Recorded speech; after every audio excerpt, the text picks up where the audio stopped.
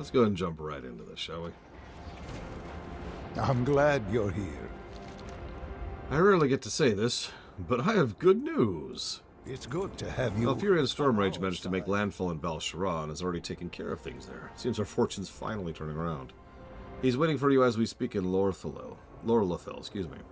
Life is so magical when everything goes according to plan. You are always appreciated. I was hoping to see you. Be mindful of your duty. What brings you here? Till next we meet.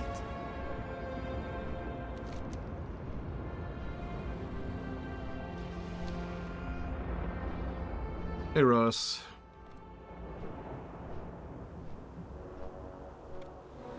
How ye be?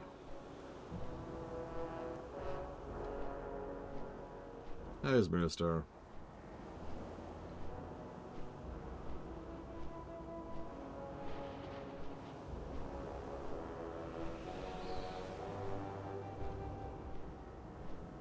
Dragon Prince.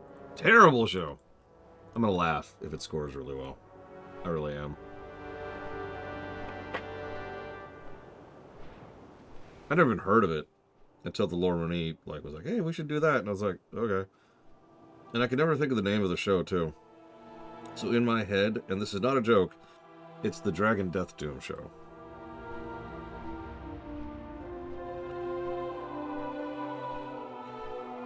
And I seen the poster of the first episode.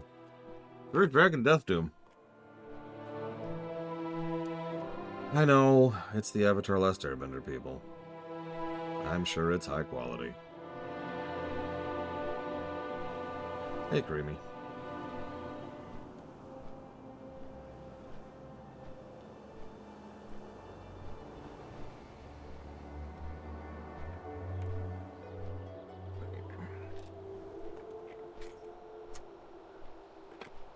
Do I have to take this flight?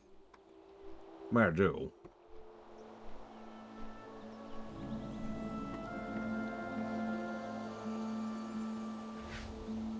How may I aid you?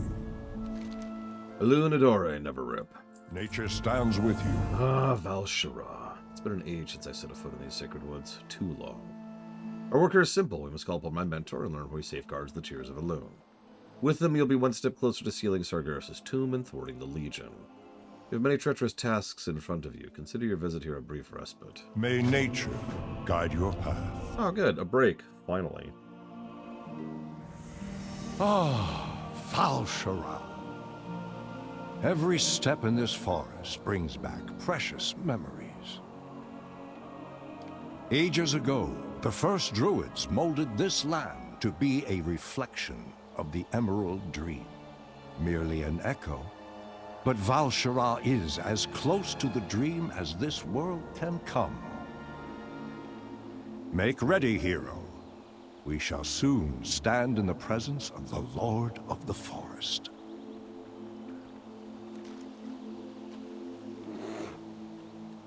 Follow me. Malfurion, thank Elune you've come. It is good to see you again. You must come quickly. Something's happened. He was in the dream, but now he won't wake. We cannot stir him. What is this corruption? We don't know. It only just appeared. God damn it. Can't things just work sometimes? Just 5 minutes. That's all I'm asking. 5 minutes of things working solid. Greetings, friend. Ah, this corruption. I've never seen it before, yet it seems familiar. May the winds be at your back. What vile power is this? A curse with the strength to paralyze a demigod? It's unimaginable. Quickly, gather the archdruids. With their help, we can summon Zizera. She will surely know what horrors overtaken my mentor. May nature And please, guide your path. make haste. No problem, buddy. I'm gonna hurry anyways.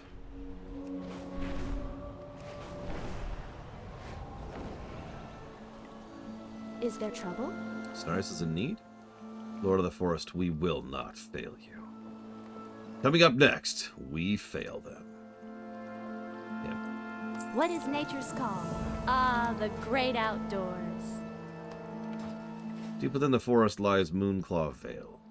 There you'll find a reclusive group of feral druids charged with the protection of Val'sharah from any who would seek to disrupt the balance of nature. Hi! Is there trouble? Near the southern edge is the Sleeper's Barrow, which is where Coda Steelclaw and her dedicated disciples carry out their sacred duties to observe the Emerald Dream. What is nature's call? Eleuthir resides in the ancient grove Thastala, where he communes with nature. Okay. What brings you here? Farewell. We'll do my usual route. Counterclockwise.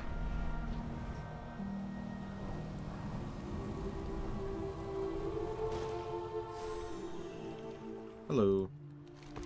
Welcome, traveler. Cenarius requires me. Well, I shall depart as soon as I'm able, but I mustn't leave while my druids are in danger. A vile harpy coven has emerged and seeks to claim my grove as their own.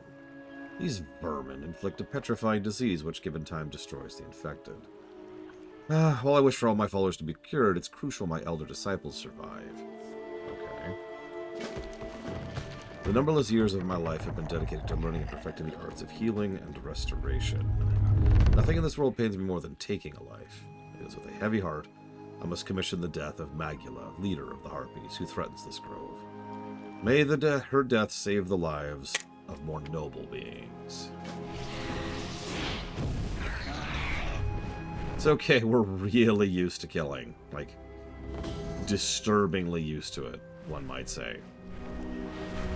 Like, the rush of blood and watching them slowly wither away as we murder drowning them in their own, sorry, what were we talking about?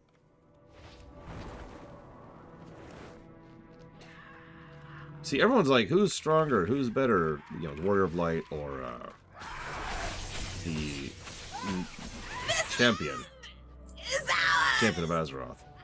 And the answer is they both be bros. With bond of their mutual love of killing gods.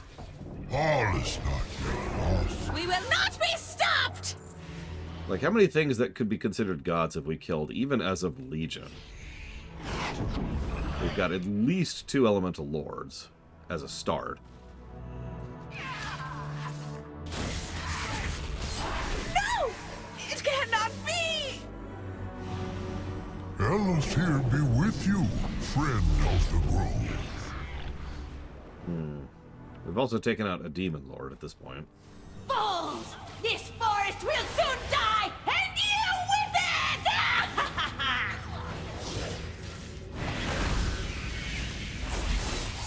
Wretched! Soon you will follow me. Whatever you say, lady. Oh my god. Oh my god. Oh my god. Trees. Trees. Trees! Why are there so many trees in the forest? God. Don't answer that. Flesh and bone to earth and stone! Can I help you two?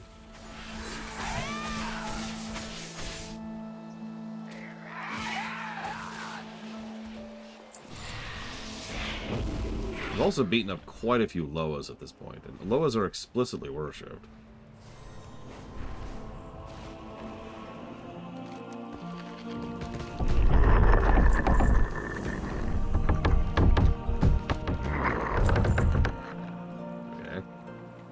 One down. Time walking, right? Yeah, I am. Okay. Making sure. That's...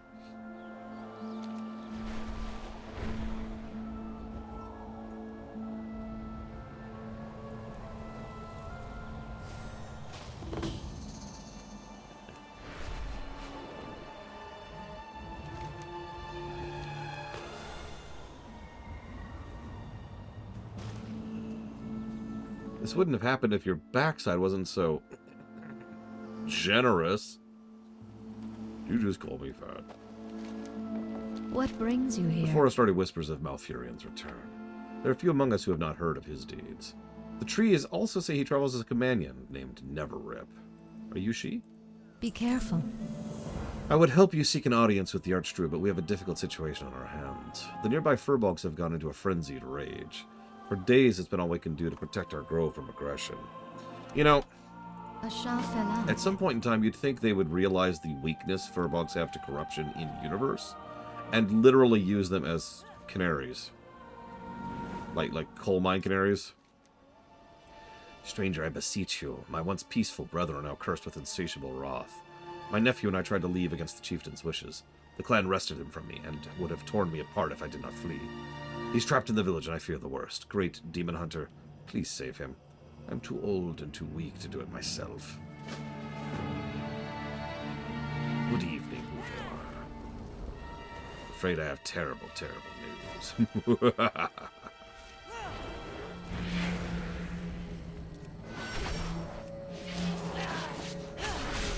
I thought High Mountain was the worst zone of the game.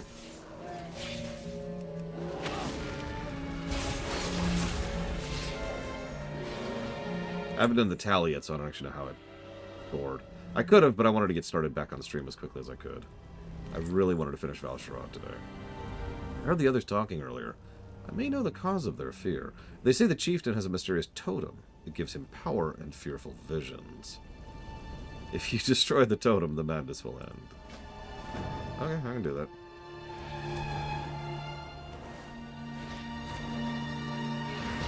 I do feel bad for them. That's why I mass murder them, boy. If you think about it, I'm murdering them with fell energy too, so I'm quite literally burning their souls as I'm killing them. But in my defense, they attacked me.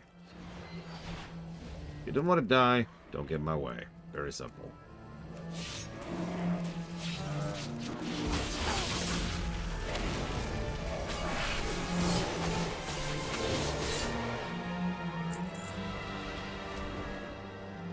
Boo. The power of the Choo-Chim is mine. It rules me. Ah! That hurt. Alright, time to burn your soul. Wait, what? Ah, my soul.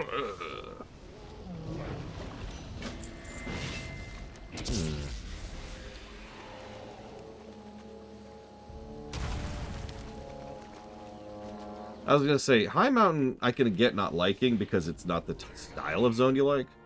But you gotta admit, it's a well-constructed zone, even if it's in the wrong style.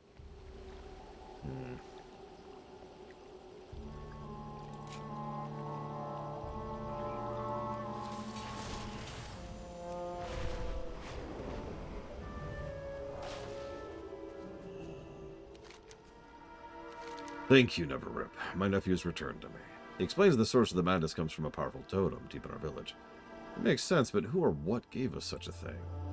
I'll share this knowledge with the druids at once. Gra was the first to succumb to madness, and the rest of the clan followed. With these, I will take the reins as our clan's new chieftain. Thank you, Traveler. I will do my best to rebuild the clan. Yeah, and could you move over here? What? Why? Well, we suspect there's corruption over there, and you're the best way to tell. Because we're so observant, right? Yes. Hello. Yes. Farewell. Now we must focus our efforts on waking Archdruid Steelclaw. She and our druid brethren slumber in the barrow dens to the south. With the furbolgs quelled, we can pass safely. May the stars guide you. Okay, I can do that. Yeah, I kind of like... You mentioned the theme park thing, and that's certainly true, but I did like the part where it's like, alright, pick a branch. And there's 3 branches. And each of those were decently meaty and good branches, too. This zone tries that if you're paying attention. Like, we're already on branch 2 here. But it opens with that instead, and I actually think that was a bit of a mistake.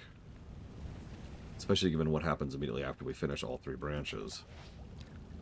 I'm awake. I'm awake. Get up! The dream was clouded with such darkness. My strength is yours. A Fury and Storm Rage, a name I've not heard in centuries. He was teacher to many of us. If he seeks my audience, I cannot refuse. I must go to the Grove of Cenarius, but first we must awaken the rest of my clan. They slumber with no way of waking. A mysterious force of great power is at work against us. I am still too weak for my hibernation. Please go free them from their dreams. In Cenarius' name. Something, someone, intended us to never awaken. I sense their presence. She takes a moment to stand. My body is weak from slumber. If you would aid us, clear the barrow of any enemies. Give me a moment to catch my breath, hero. The long years of vigil have taken their toll. Of course. Yeah, I was about to say, War Within has both almost equally. By memory, granted, I've only done War Within once. So, we'll see, hopefully in a few weeks here, how much that actually holds true. And you are absolutely right, Uthor, which is really messed up when you think about it, but, you know. Goblins, am I right? Aye, we're evil, but we get away with it because we're funny. Thank God real-life evil people don't have a single humor bone in their body, am I right? Yeah, like, Val'sharah has a relatively substantial side arc, which is arguably more MSQ-centric than the actual MSQ of the zone. Like, it directly ties into the events that will happen in Nighthold and the Tomb of Sargeras. That's about as MSQ as it gets for Legion. The overwhelming majority of what we deal with in Val'sharah is the Nightmare, which is fine. Oh yeah, I said I'd talk about that. So we're dealing with the Nightmare here. So let's talk this out. Back in Stormheim, there was... we fought each other. Obviously, it wasn't the entire Horde, nor was it the entire Alliance, as we already discussed. As faceless, forgotten. But that kind of internecine conflict is absolutely the sort of thing that benefits the Legion, as we've discussed. It's an insight into how many worlds react once the Legion shows up. Once we got to High Mountain, we see another aspect of that. Everyone nearby is uniting, but the strongest and most militant of the tribes has already given in to the Legion full tilt. So there's your traitor cast, or crast, or whatever we got. When we get to Val'sharah, we see the opportunists. So here, one of the other factions, in this case the Void, that is to say the Nightmare, is making its inroads, taking advantage of the situation to try and do whatever it can. Beckons me beyond. And then Ajuna will be just straight up, we're just fighting the Legion, you know, full tilt. With a couple asterisks. Some of you have been wondering why I decided to do Ajuna last. I actually was torn on it for a little bit, but I realized that there's one other reason that I do think Ajuna is a good last step. That's because it leads so neatly into Suramar. You cannot stop what is coming, even in your dreams. It stirs faceless, forgotten, deathless. So I've been thinking about that, Loke. On the one hand, I actually like the idea of being the last bastion. Not because that's a good idea, or a fond... pleasant? Well, pleasant. Not because it's a pleasant thought, it's actually a horrifying thought, really. But that's the point, right? If you're the last light in a long, vast, empty abyss, that's terrifying. And it's that perfect kind of terrifying. It's quietly terrifying. Imagine crying out in the middle of a gigantic, empty city and hearing nothing in response. The wilds will protect us. Well done, hero. With my brethren at my side, we'll be able to aid Malfurion. In Cenarius' name. I sense powerful magic emanating from deep within the barrow. Whatever's down there that weaves a powerful spell, entangling us. I am too weak, but your skills are quite impressive. I can see why Malfurion trusts you. Go eliminate this. I will open the way for you, but be careful. I sense powerful magic down below. And yeah, exactly. It's the Dead Space theory. That's spot on. Well, you see, we're a demon hunter, so...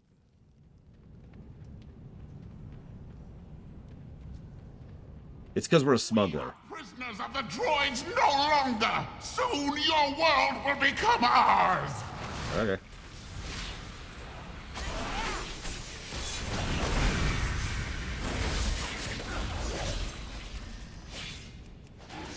Yes, yes! I will feed upon your fear and twist it into a living nightmare. Okay. I think you're correct, Magister. And then BFA would do the same thing. And then Shadowlands and Dragonflight and War Within would go back to the linear method. What's the problem with the voice acting, Uthor? I don't see any issues with it. Okay, I'm gonna stop doing that now. I was gonna say something. I lost it. Ah, well. I was still responding to Loke's thing. Oh, yeah. Something that's been a theory for a while, and I didn't exactly originate this theory, but I have been a proponent of it, is I like stories that give an explanation for why we're the PC, as opposed to us just being the PC. I don't know, that's just a personal preference thing, but it's like, it's nice to know that there's something backing us, or we've got something going for us that helps explain why we do what nobody else does, right? So,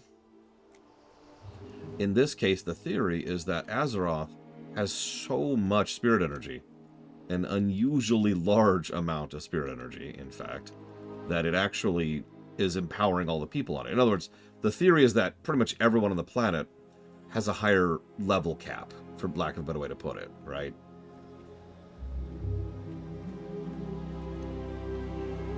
We don't automatically have a higher level, but like the ceiling, right? The ceiling's higher. World.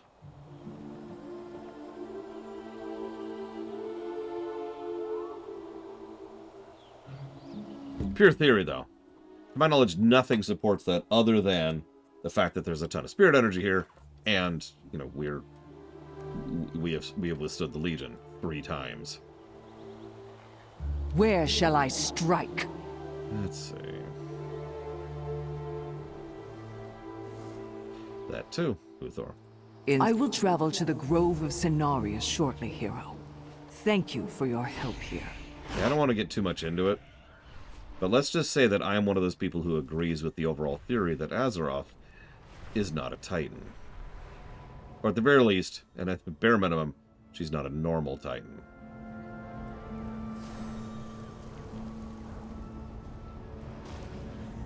So here's the fun one. Feral druids are, well, they're kind of bloodthirsty in lore. We see a little bit with Thistly Crow back in Cataclysm, and if you remember, my own canonical druid for this Zedreed is very much an Amazonian feral, I'm going to rip you to shreds with my bare hands type. So we walk in, and Theon here is surrounded by corpses. We must protect the Veil. Move swiftly. Cenarius will have my aid once my grove is safe. The wrath of nature is upon us. Xandrius the Dishonored was among the first to betray his brethren, except the curse of Xavius. During the Great War, it was he who led the slaughter of many of my dearest friends. The last time I met him on the battlefield, he fled. Help me dispense justice on this foul being. Go with speed. That's true. That's There true, is little Kieran. time. Move swiftly. Also notice this particular, I think it's a night elf, never leaves feral form. So, also true, Uthor. We know that the Titans are ordered, but, well, we also know that there is such a thing as ordered chaos. We are literally ordered chaos, right? We know that this ordered nature, that we actually interact with that in this very expansion. We know that there's ordered elementals, too. That's part of how the elementals work in Azeroth. So, order plus such and such is not out of bounds, right? Although that would make me question which one is order plus arcane at that point. So I want to share a really small anecdote, because this is a purely personal perspective, but these zones have been going by smoothly, and I've actually been having a lot of fun. Now, granted, I'm a little bit biased because the Order Halls drained my soul for like 5 days. But for real, I've been enjoying the questing experience going through Legion. But I've noticed I've been doing something different than what I normally do. And I'm sharing this with you in case this is the big reason why I've been enjoying it so more. You see this bonus objective I just got? I haven't been doing any of those. As soon as we got to this spot, this actually happened back in High Mountain too, but as soon as we got to this spot, In the back of my mind, there was just this, ugh. Because as soon as I hit a specific zone, it was the river. I remembered that bonus objective and how long it takes to do it. Now, that is an insane amount of experience. That's like almost half of a level for doing that one quest. But I don't really need the exp anymore. This isn't the old days, right? And those quests take forever, and they're pretty grindy, and there's no real content to them. So skipping them, like I've been doing for this run, has suddenly and noticeably improved my opinion of leveling in these zones. These druids were weak. I hope you have more fight in you than they did. This voice acting is just impeccable.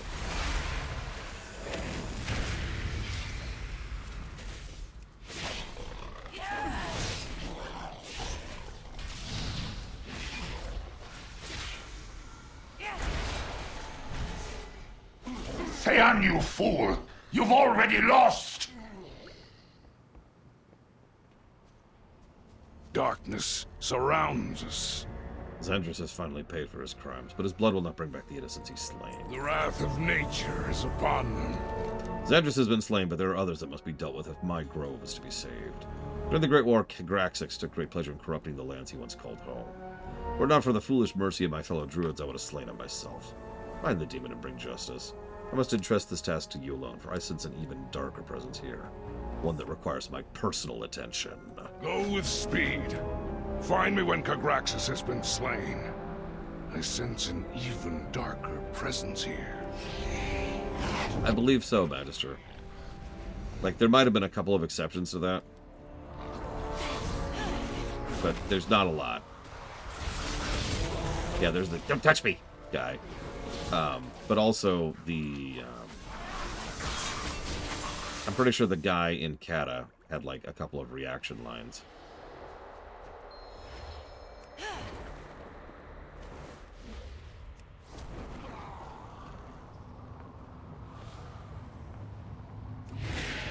You need to get me out of this cave. Soon, this wretched forest will be bathed in darkness.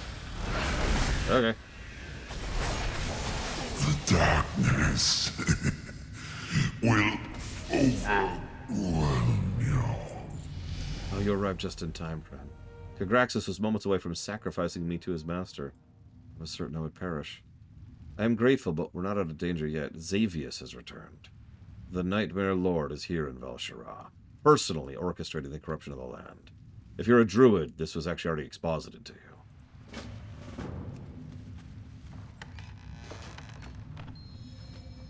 Hurry! We must find Theon before it is too late!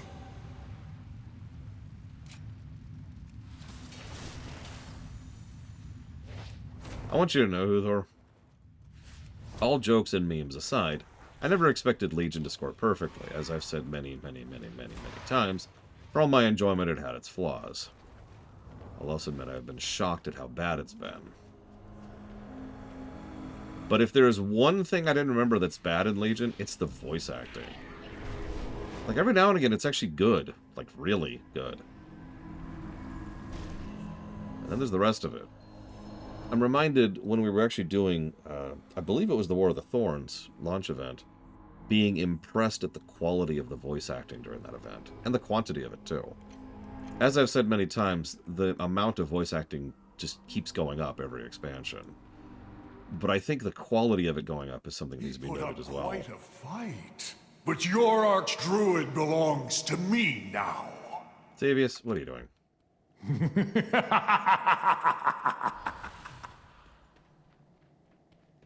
Yeah, BFA's voice acting is just legit. So, Will consume you. feral, violent, wild, easily corrupted.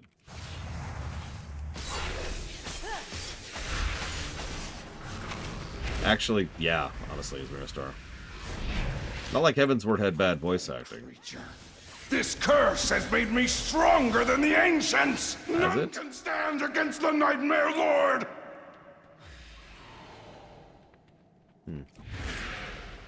So, again, let me talk about that bonus objective thing again, because I think this is relevant.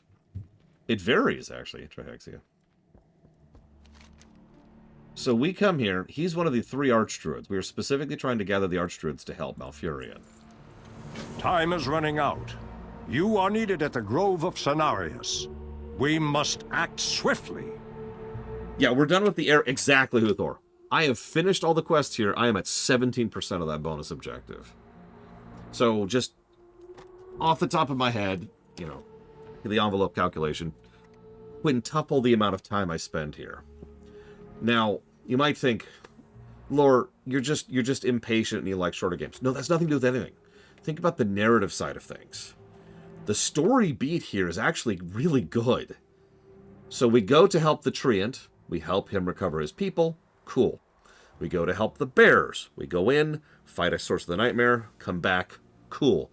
We come here to find him, help him get his revenge against one guy, help him get his revenge against a second guy, find him, and he's corrupted, and we have to kill the guy we're here to recruit. The tempo of those plot points has to be that quick, otherwise it loses impact. Because let me explain to you how this would go if you were actually doing the bonus objective. So we show up and we're like, hey, and he's like, I need revenge. Help me get revenge. And I was like, okay, where? And he's like, all right. I sense a greater darkness in here. Then we spend 30 minutes running in a circle.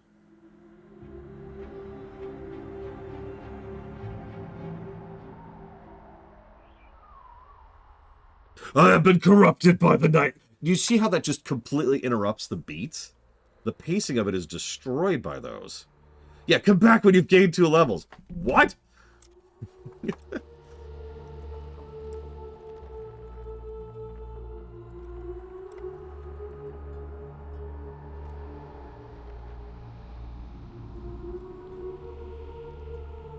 And yeah, that was the experience during Legion. That was exactly right. Yeah, imagine a roller coaster that just stops for like 5 minutes. 5 solid minutes. Now, I don't think that's really negative worthy. I'm just explaining why I suggest you never do those bonus objectives and why not doing them is so much better. Because holy crap. Because again, that is a gargantuan chunk of X those give, like half a level for just doing one quest. That's on top of the XP you get for killing the stuff while doing the quest. How might nature serve? So we've done the 3 Archdruids. Nature stands with you. In about 32 minutes, actually. We're already done with the entire first arc here. You have returned. Good. I have counseled with the other Archdruids and concluded that Cenarius' condition is merely a symptom of a much greater problem. Your experiences in the Moonclaw Vale make that clear. We need help. There's one who can bring understanding to these events. With Theon gone, we must ask you aid us in reaching out to the Lady of Dreams. May the winds be at your back.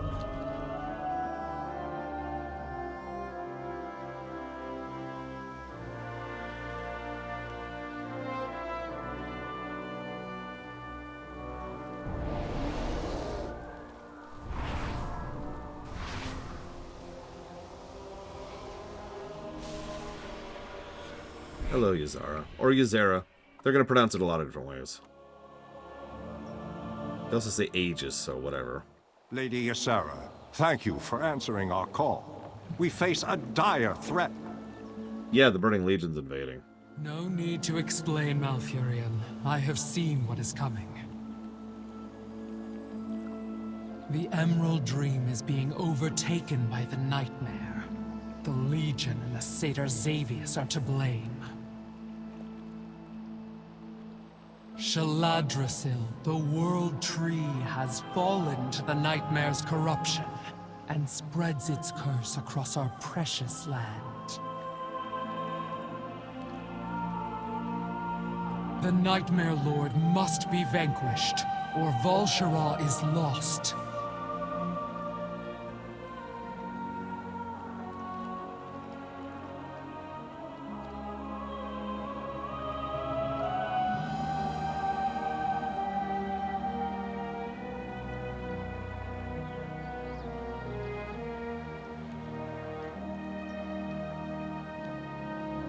You know what? I actually agree, Blade Travel. I was chewing on it. It feels weird to give a negative for something that is so optional as to be completely skippable to the point where most people probably don't even notice it's there. But I wonder, like, from the perspective of a new player, how many people say objective, because it just pops up automatically, right? And they're like, oh, okay. And they fill the bar, right? Destroying their experience. I'm only going to give it 1 negative because it is extremely optional. And yeah, it is also half of a level, plus experience gained while doing it. But I think I am only going to give that 1 negative because it is really, really, really skippable. Especially nowadays, and that's when we're reviewing it. Back in the day, we could argue that up a little bit. But anyways. I must protect the wild. Behold, Ysera. Oh yeah, I need an iron, I think, yeah. Nature stands with you. Time may pass. Cenarius is in danger. If his condition is not reversed soon, he will be lost to the nightmare and threatens the Emerald Dream. To spare him that fate, we must have the Tears of Elune. The Elune's temple is not far from here. Go there, find Lyannis. Show her my seal and instruct her to release the tears into your custody. Every dream has its nightmare. And yeah, every the truth. Has an end. And then you wake up and you realize you aren't actually naked.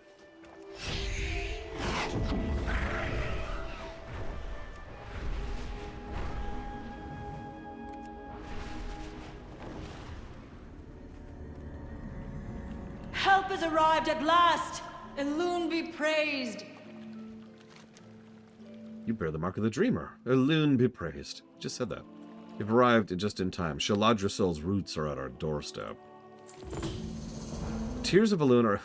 See? Gong! Defend the temple. Don't do that! Don't do that objective. It's going to ruin the pacing. I tell you this so you may understand the gravity of your request. That said, Ysera is noble and wise, and I trust in her guidance. You will find the tears in the vault at the eastern edge of the temple grounds. Oh, we can just go get them? Oh, cool.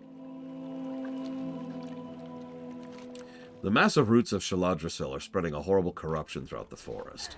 If we are to save Val'sharah, we will need to find a way to stop the encroachment of the World Tree. To bring enough corrupted root samples, I may be able to discover their secret. I know their secret. Evil. Enjoy this moment, mortals. It shall be your last.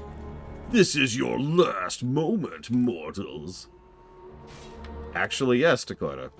For those of you not paying attention, Ysera has only shown up on camera once prior to this. That was back in Kata. Now, technically she had multiple scenes in Kata, but for all intents and purposes, she wasn't doing that much. There were several things in Hyjal, and then there was a couple of like side quests during the patch content, and that's about it. So this is some of our first real stuff for Ysera, ever, really. At least in-game. Yes, remember, do not ick. Ick bad.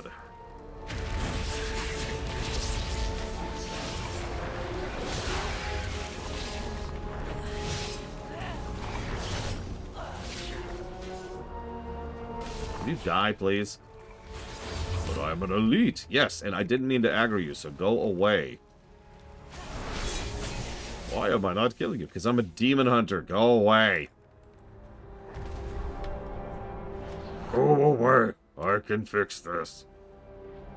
Once you get it.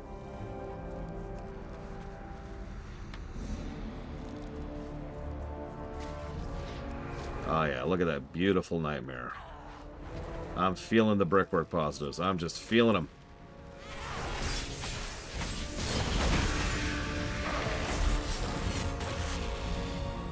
I mean, not anymore, Master. Ah! Sorry. The problem is there's several different Nightmare songs, 3 dominant ones that are actually different melodies. And the problem is they don't rotate between the 3 of them. I've noticed this. When I was getting... that would be really funny. When I was getting footage for the Warcraft, I initially started by trying to use innate music in-game, but I quickly had to just substitute my own copies of the song locally, because the in-game music would play like Huther was mentioning. It would just play the same loop over and over, rather than the actual specific part of the song I wanted. There's a specific song, some people I've talked to about this, have never even heard it, where there's this quiet, like almost imperceptible whispering, and you can't make out what they're saying, which is the point. You're literally hearing whispers in the background of the music. It's wonderful. Hardly ever plays. Yeah, well, let's go get that. Foolish mortal! The tears of Elune are mine now. If Malfurion wants them back so badly, he can seek me out. I'll be waiting.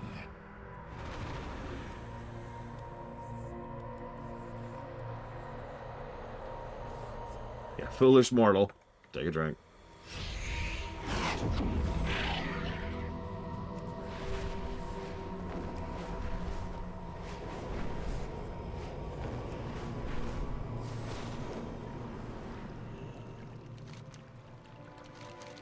It is as I feared. The corruption is irreversible. Every time someone says that in universe, I just raise an eyebrow. One of the things I liked about FF14 is they called attention to that. Because they'd be like, you can't undo such and such. Fast forward. We figured out a way to undo such and such.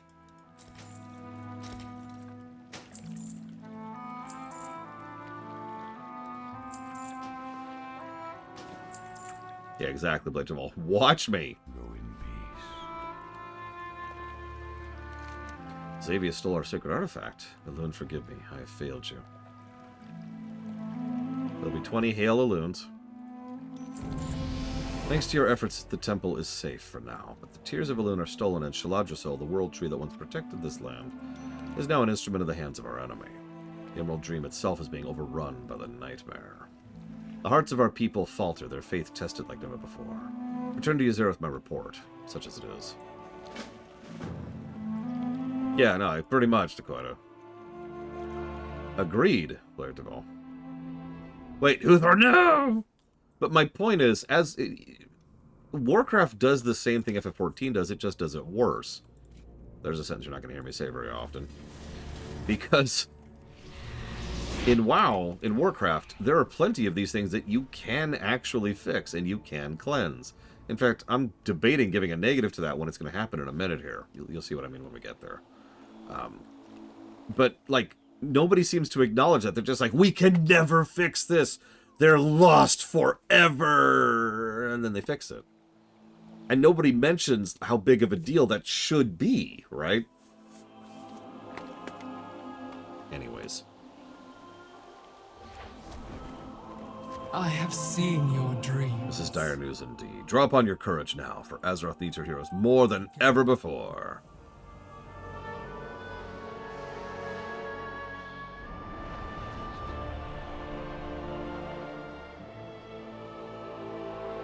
No! Oh my god. I have wasted too much time here. No more!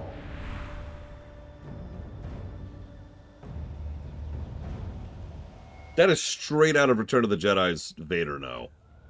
Wow. Cenarius' loss has left Malfurion unable to see reason. Make haste to the World Tree. He may be headed there, all too ready to take reckless risks. You got it. Meanwhile, you and I will follow his trail from here. Malfurion must not fall. No, Malfurion actually has a good voice actor. Just, no! Like, what? Tell me, what do you see? Courage, young one. Hope is never...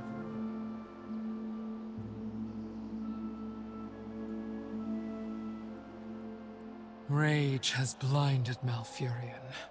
He and Xavius have a long history of conflict. Even he cannot hope to defeat Xavius alone. We must find him at once.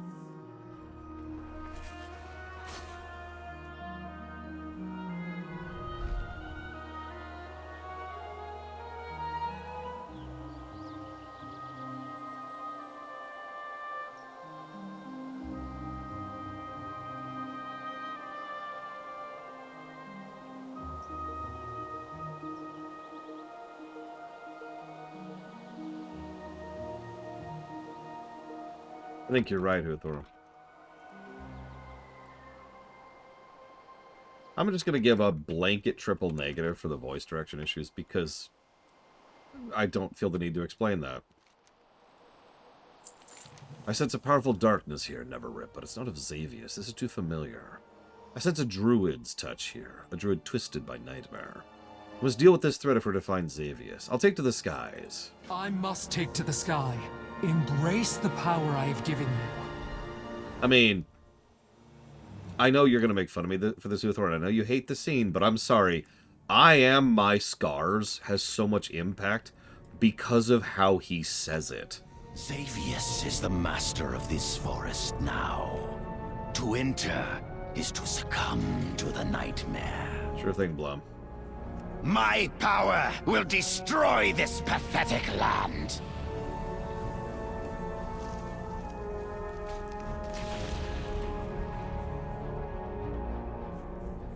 Oh, that would have been interesting, Bregman. I will spread the nightmare to every mountain and valley. I'm sorry, which scene, Blittival? Like, this is a fairly cutscene-heavy story we're pushing through, and you'll notice I'm pushing through it at a good pace, primarily to keep the pacing of the narrative where it should be. There's another side objective we're about to skip up ahead, by the way. I will spread the nightmare to every mountain. Oh no, and valley. we won't get to I Am My Scars for a while. It's actually one of the last scenes of the game. Sorry. Yeah, Rejection of the Gift is the name of the cutscene. And that's all I'll say about that for now. Rise. Grow. Take this forest. We'll get there, Blittival. We'll get there. We'll get there.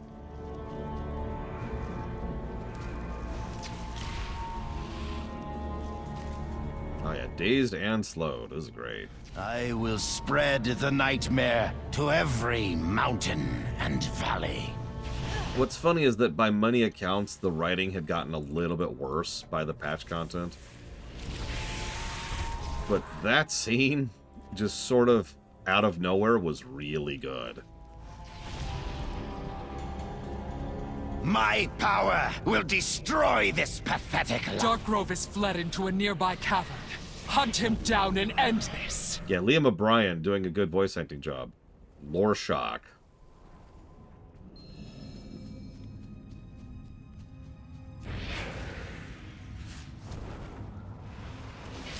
You may remember him as Kane over in FF4.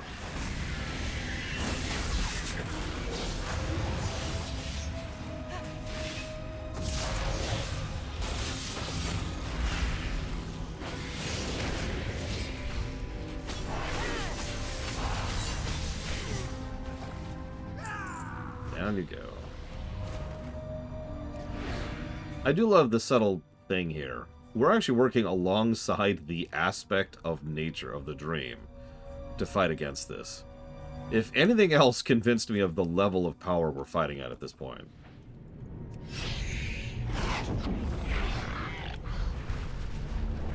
That's probably the voice direction thing again, Playtable. It's, yeah. I dream and the world trembles. Know this, Never Rip. You did the only thing you could. When a mortal become corrupted, there is no return, no cure but death. Every dream has its nightmare. Malfurion is nearby. I can sense him. Has an end. I do agree with your overall point that the game doesn't do the job it should to emphasize how bad he is. It's actually the exact same problem I have with Odin. If you're paying attention, Odin's a horrible person, right? Yeah, exactly, Luke. Odin's a horrible person, but the game... You've seen pretty much all of Odin's stuff on camera already, right? The Warrior Order Hall, the Stormheim quest chain, the dungeon, and the raid. All of those make Odin out to be like a good guy. But if you're paying attention, he super duper isn't. So yeah, Illidan, same problem. If you're paying attention, it's pretty obvious. No. And I do think many of the best points in the game are about him. But the game doesn't treat it like that. Like, the game itself doesn't support what it itself is saying.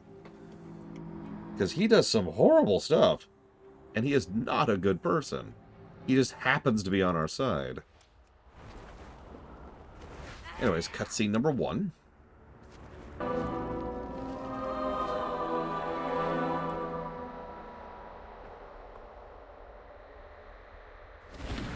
Ah, the Mother of Dreams has arrived at last.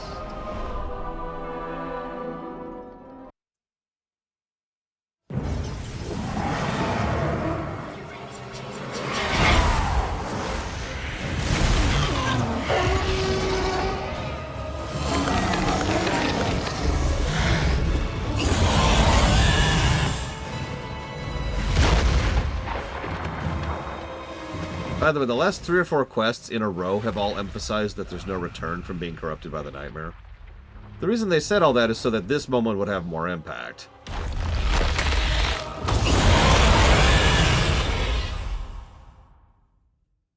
If you were wondering.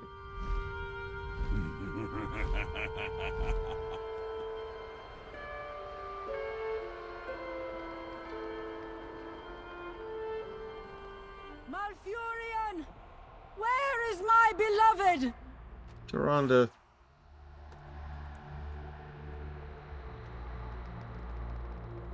They defile everything they touch. My husband. What has become of him? Answer me! We are Oh, wasting Malfurion, time. my love.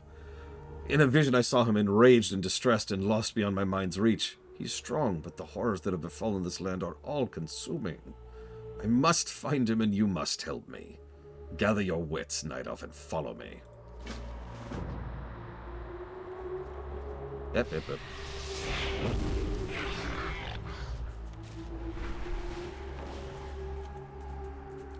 We're not in the dream yet. We will be. Today. Yeah, what you're seeing is the nightmare leaking out. So, Shaladricel, which is that giant-ass tree up there, serves as one of those dimensional barrier kind of things. Or, sorry, the opposite of a barrier. Hole. Rip. So, what used to happen is the dream would spoil out into here. And, well, I mean, it's I suppose it still is what's happening. It's just the dream is it's a little redder than it used to be. So I think I'd call that.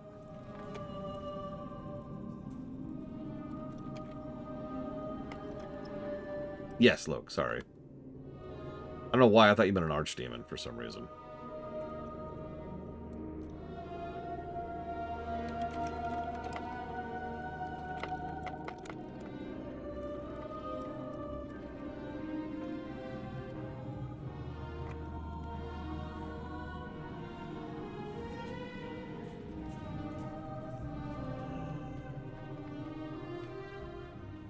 We've got them cornered. It's not too late, friend. What are we waiting for? Xavius led Ysera past here, but their destination is unclear. This twisted wickedness smothers my mind. These refugees tell of an ancient moonwell hidden in the ruins of their home. If it somehow resisted this corruption, I will beg Elune of a vision. I am honored. As if Shaladricel's encroaching roots were not enough to deal with. Now the worm talon harpies have come to take advantage of our plight. Kill them, Night Elf. They deserve nothing for feeding on our mercy. Be careful. I am listening. Is this the end? Our beloved Malfurion, I saw him in the dreamer's clutches, but Ysera was twisted. Shaladricel, our mighty world tree, is corrupted beyond recognition, and we were forced to flee our homes without our belongings. Some were heirlooms, sacred to us. Return them to me if you can, I beg of you. Good luck, friend.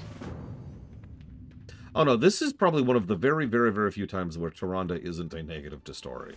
If you've been paying attention, and I don't blame you if you haven't, we have given a negative to almost every time Tyrande has shown up on camera. That's not a joke. I've been keeping track. She has not been scoring well for this game. Now, I'm not sure if this will be a positive, but this is probably one of those few sequences where she will not be a negative. Enjoy killing you!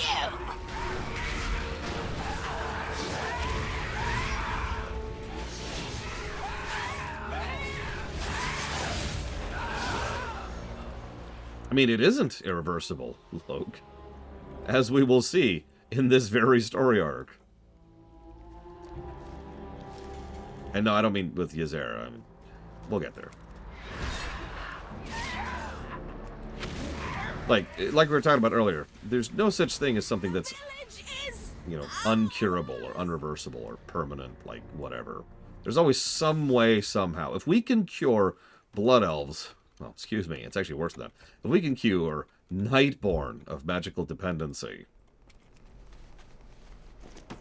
something that's been baked into elven DNA since they were called elves, I think we can manage nightmare corruption.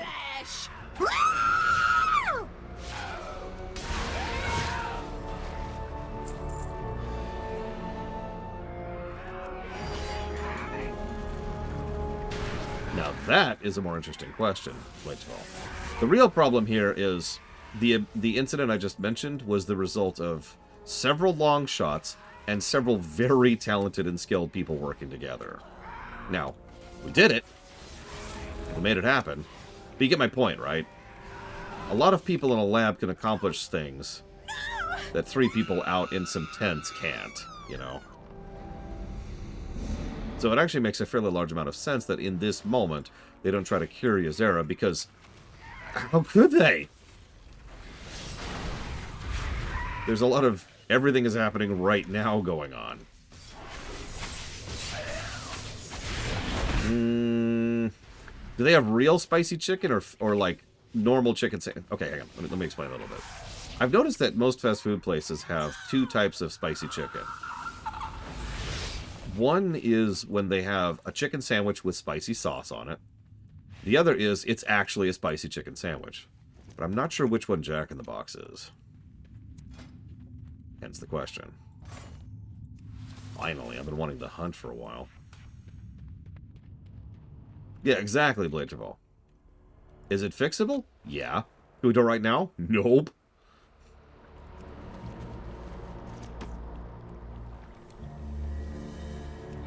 Okay, in that case, I recommend the spicy chicken.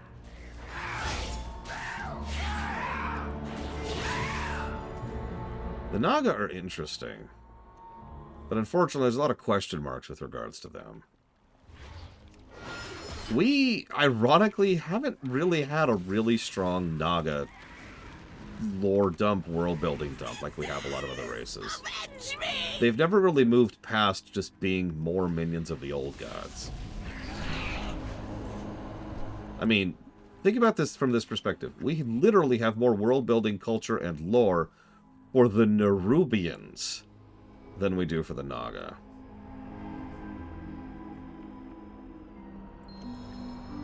We've got them cornered. Do not let anything disturb my meditation. I must see through the chaos. You may or may not remember, back in the day, back when BFA was brand new. Swirling red mist, gnashing teeth. I actually theorized that BFA was going to be a Naga-centric expansion. Egg on my face.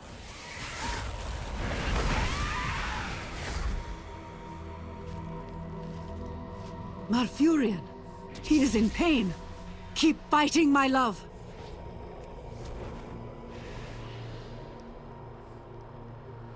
I know, Uthor. Which is sort of sad when you think about it.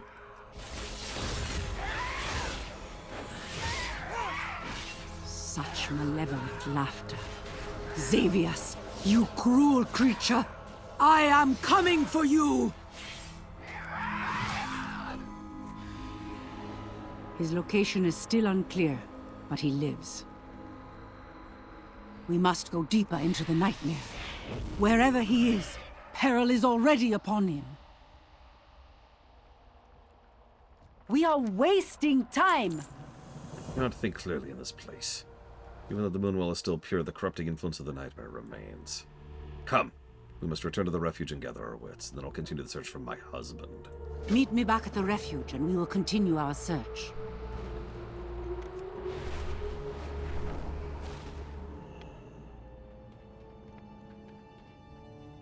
Elune be with you.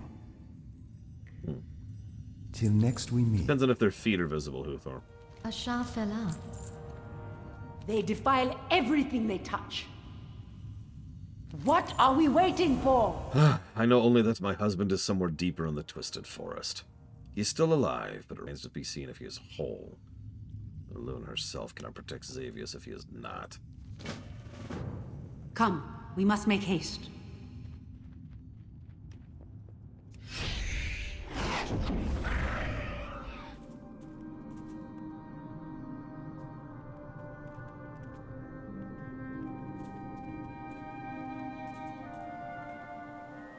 The path splits. Wait, do you see that? See what?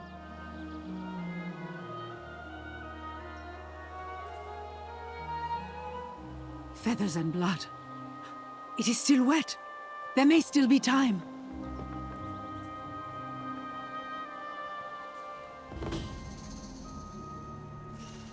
Hey look, another bonus objective that you absolutely should not do. The corruption is thick here. What is that across the bridge? Be on guard. Dungeon, then raid, then dungeon. Elothier, I Elune, not you too. No time walking. Have you seen my husband?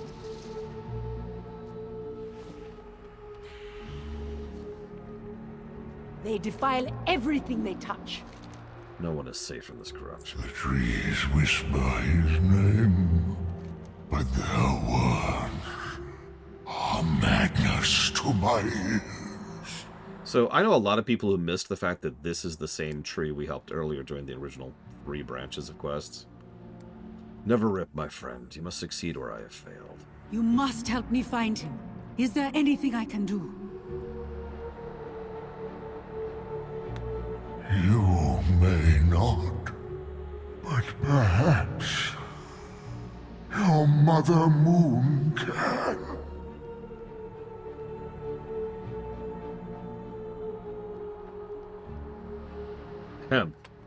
As the nightmare consumes my thoughts, I hear the voices of the twisted trees. I must cling to sanity long enough to aid you. Venture into Ashtheron and bring me corrupted petals. With them I might find your archdruid, while my mind is still my own. I have no idea, Uthor. I honestly thought she was done talking. Yeah, this does not look pleasant. Some of those vines are going through him. A final favor for an old friend, perhaps. My age-old companion Verathos has fallen to the nightmare's torment. We once worked in unison to protect the land. His close ties to the land brought him low in this dark hour. As with all who suffer this fate, there's no restoring him. Remember, there's no restoring people from the nightmare. The nightmare stain cannot be removed, but perhaps we can hold it back. Long enough to seek him out. Oh, the forest speaks. I can almost understand. Hold yourself on the edge of madness, Elothier. Mother Moon will carry you as long as she can. This is another example of a scene that actually has more subtlety than it looks like. Like, the way it's portrayed is a standard thing, right? You must fight the corruption and I'll do anything to help you because I'm heroic. But what actually Tyranda's saying here is, I demand that you suffer longer and worse for my sake so I can find my husband. Now, hold up. I get it. You know, if this was my wife or something, I'd probably be a little bit focused on getting her too. But the point is, that is Tyrande to a T, and always has been. This is just her mentality. If anything, she's very much like Illidan. She tends to make things very much about herself. And she really likes to be that central focus of attention, which is why it's so funny, given what happens in BFA. Because, I'm going to repeat myself for the 50th time here, one of the most common threads and themes of the entire franchise is the difference between the singularity of the one versus the several pillars of the whole. Tyrande very much wants to be the one savior, the one priestess, the one ruler, just like Illidan does.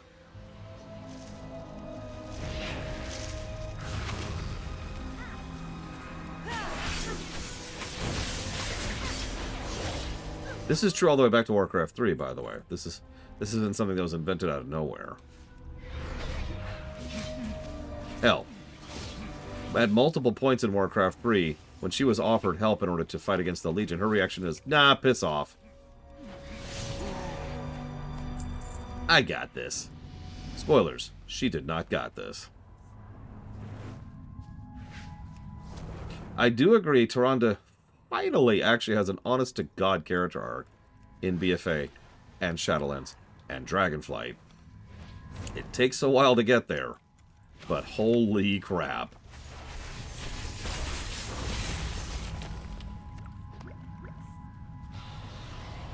Greymane? I was a fool to resist the call of Xavius. Behold my power! You're dead.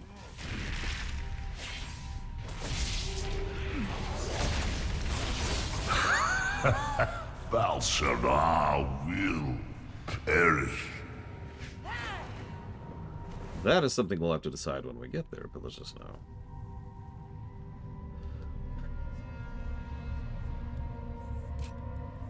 So this is one of those understated talents right here. A fire inside. I know I haven't been talking about build too much, but like a lot of the really good talents, which are at the bottom of these trees, are big, flashy, awesome stuff. Then you have little things like this. Immolation Aura has 1 additional charge and a 1 in 3 chance to refund a charge when used. You can also have multiple Immolation Auras active at a time.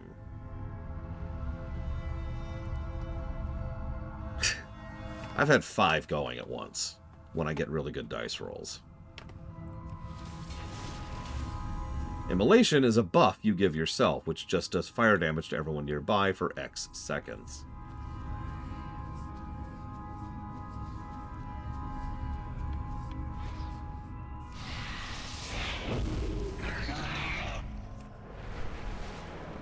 If you remember, Shadow Priest had something like that too. There's a lot of Demon Hunter talents that are really quietly well designed like that. Not as flashy as some other stuff, but just really good.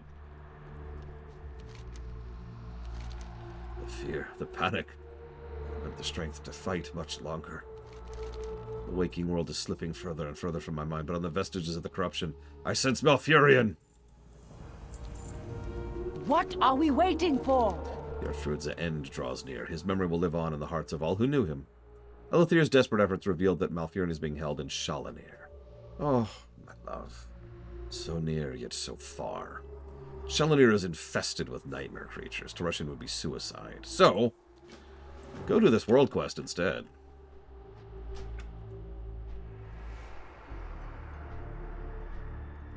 I mean, I wouldn't be surprised if they get one at some point, Uthor. I mean, Shaman's getting one in, like, a few weeks here. And yeah, Greymane has a good arc. It's just really... Greymane reminds me of Galul Jaja, I think it was. Or Balul Jaja. It's one of the Jajas. Great arc, very truncated.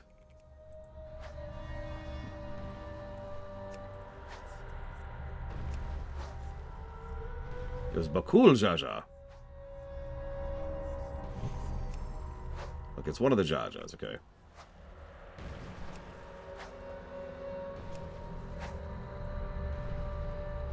Yeah, Arcane uses Legion effects, which are very cool. That's worth noting.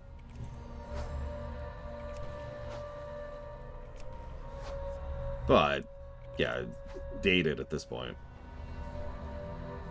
It is what it is. When I was on my Pictomancer earlier, it was shocking seeing the difference in spell effects there. But as we talked about, there's just a huge difference in philosophy. We are wasting time. He is near. I can feel it. We must... Hey, look! Another bonus objective! Don't do it! Sorry, I've been thinking about this whole time, but Val'sharah is probably the most... Be ready for whatever don't do the bonus objectives of the zones. Welcome to my dream home. Your beloved Malfurion awaits within. But what's this? Which Malfurion is real, and which is part of the nightmare?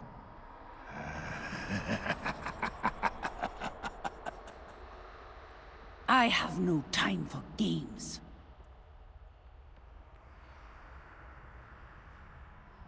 Yeah, no, like, we're gonna be done with this MSQ inside of like 10 minutes here. No joke. Where are you, Malfurion!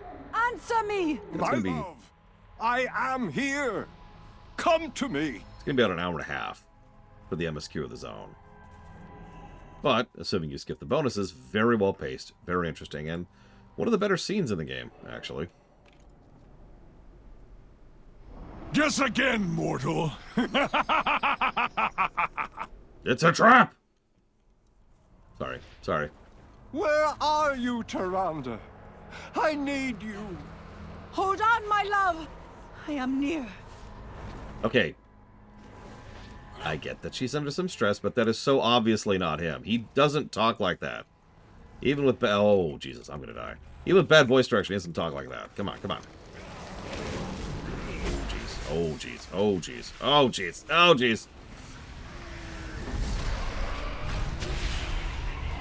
Whoa, okay. Was actually pretty close. Demon Hunter. When will this nightmare end? About half an hour.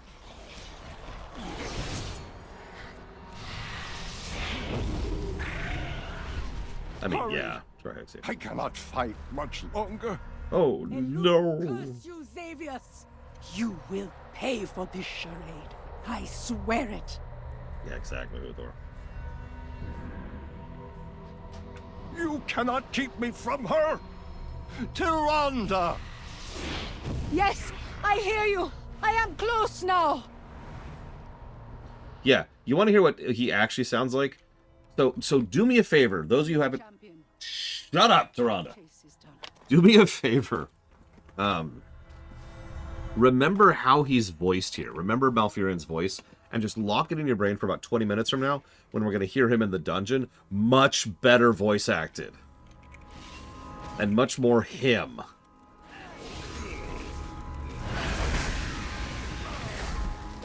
Like, just listen to... Oh, you cannot keep me from her. Oh, I cannot fight much longer. Just keep that in your brain, okay? Should be over here? Yep, here she is. Ah! Cutscene.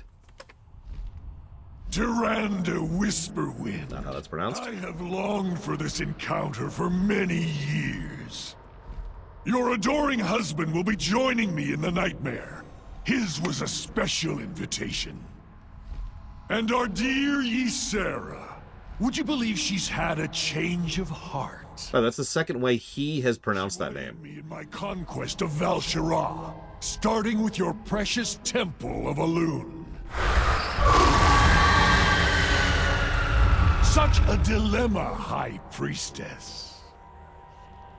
Kneel beside your beloved as he draws his final breath?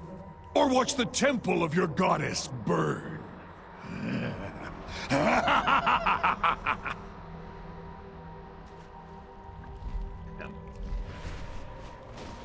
So, ready for some more bad voice acting? We've got them cornered.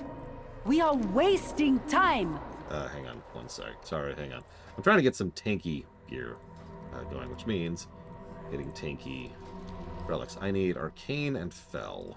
They defile everything they Is there an touch. arcane? Because I don't see a lot of arcanes. Oh, there is arcane. Perfect. Ysera?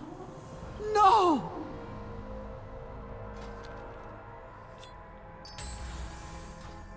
We've got them cornered. Malfurion, my love. No, I'll do good voice acting. Malfurion, my love. My heart breaks for him, but I cannot follow where he goes. I have sworn myself to Elune, my goddess, to defend her temples and lands with all that I am. I cannot stand by while my order's in danger. May she keep you in her graces, Malfurion. We are wasting. Come with me. Ysera won't stop until this Their whole pronunciation. realm is plunged into the nightmare. Yeah, we're like 3 minutes from the dungeon now. Xavius is using Malfurion to bait me, to distract me from what must be done. We are the only ones who can stop Ysera. Ah, Malfurion, my beloved. For 100 years he slept beneath Moonglade. Whenever I was plagued with doubt, I would descend into his barrow. I watched over him as he slept. Even in slumber, his presence calmed me.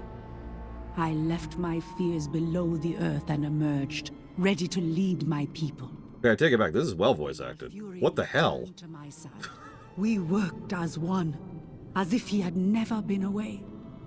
Have you ever loved as I have? She's in Canada. You don't know her. Xavius has me by the throat. Different skull. I must abandon my beloved and subdue the most beautiful creature I have ever known. If I was her voice director on that last line, I would polish that a little, though. Now Xavius has me by the throat. I must abandon my beloved and subdue the most beautiful creature I've ever known. The way she said it was with that trembling voice. I must abandon my beloved and subdue the most beautiful creature I have ever known. No. Steel. Say that line with steel behind your words. Now I must abandon my beloved and subdue the most beautiful creature I have ever known. And just make it clear how much this is bothering her. Hi, Papanix. So now we fight an aspect. Not the first time. This is your end, mortals! The dream is undone! Not while I still draw breath. Coda, keep her distracted. Lyanus, mend our wounds. Champion, with...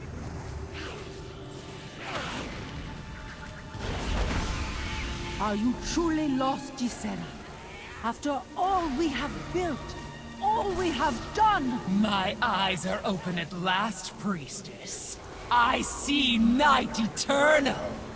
The nightmare consumes. Watch the NPCs. Watch the army there. By the light of Elune, we will end this. Her breath attack rips their souls out, and then forces their souls to be corrupted and attack you. I will end your torment, dreamer. And I promise, we will avenge you. So, anything connected to the dream is very weak to the nightmare, and vice versa. Forgive me. It felt so real.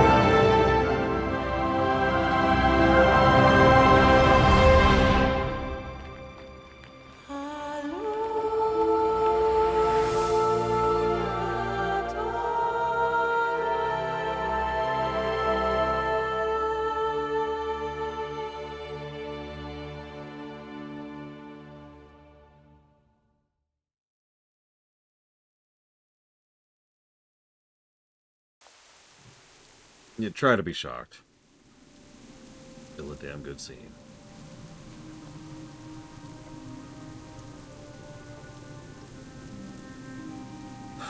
As I've actually hinted at this scene before, because Elune has always been a theoretical in the lore of Warcraft, as weird as that sounds. It's possible, until that scene we just saw, it was always possible that Elune did not exist at all. Or that Elune was the moon, or that Elune was a Loa, or we had no idea. We had absolutely no idea, and the games, and the books, and the comics, and the interviews, and everything all went out of the way to never actually detail what the hell Elune was, or even if Elune actually existed. That was the very first time they ever had on-screen confirmation that Elune is real at all. Lorecrafters went crazy.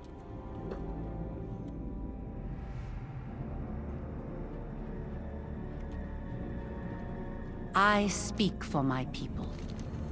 This shall be remembered as one of the darkest days in the history of our world. But hope remains. Elun's light has strengthened our resolve. Our foes will know our fury. Could not save Ysera, but we did prevent her from destroying the temple. Now I can turn my attention to my husband. There is a time for patience, and a time for action. So. Yeah, Elun just pulled her up into being a freaking constellation, which could mean a lot of different things depending how you define that.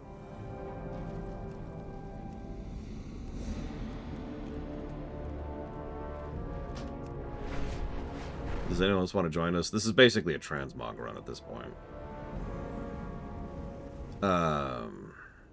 Although I have to leave time walking, don't I?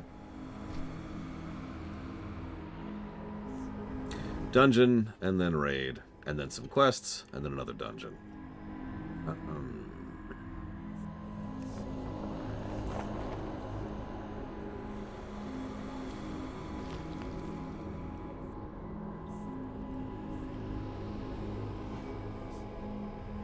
Yes, but I am currently time walking for the sake of the quests.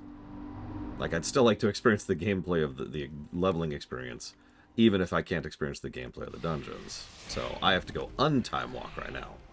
I'll be right there. Just, I have both hearths set here to speed this up. I may need to get one of my own people to invite me into my own guild so I can get the reduced hearth cooldown at some point. I might try to get that done tonight.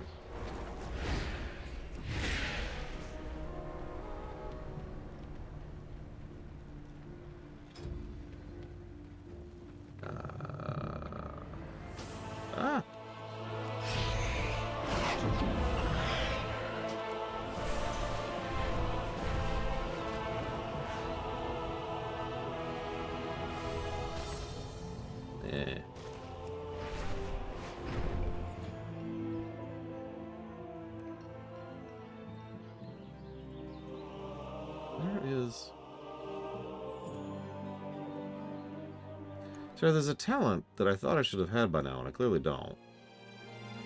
Oh, there it is.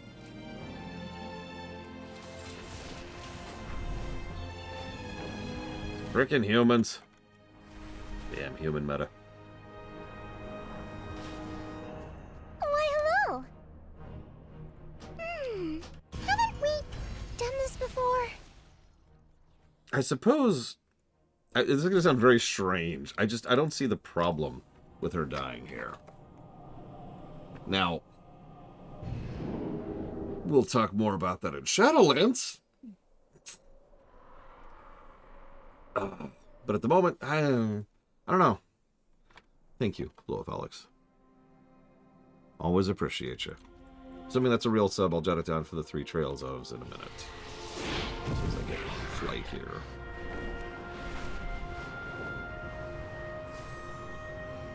No, 5. In fact, I could almost essentially... Hi, Permeus. It's good to see you. I can almost prove that Shadowlands wasn't planned out at this point. Ignoring the fact that we know it wasn't. Let's just get that out there. The fact is, her becoming the Constellation kind of flies in the face of what they do in Shadowlands.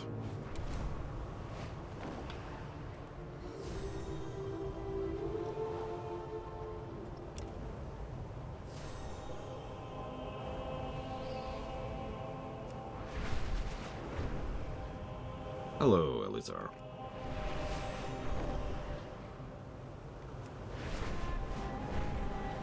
Oh, sorry, Papanix.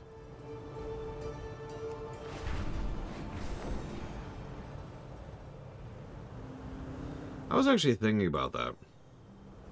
I actually like the idea, as weird as that probably sounds, of writing the dragons out of the narrative post-Kata. Okay. Well, either way, appreciate you, Blow Up Alex. Hope you're staying warm up there. But I think it could be done better, for lack of a better way to put that. Like, okay, let me use a direct comparison within the confines of of WoW itself. The way they wrote Tyrande out of the narrative, which they did, compared to the way they just wrote Ysera out of the narrative. One of those is clearly superior to the other, right?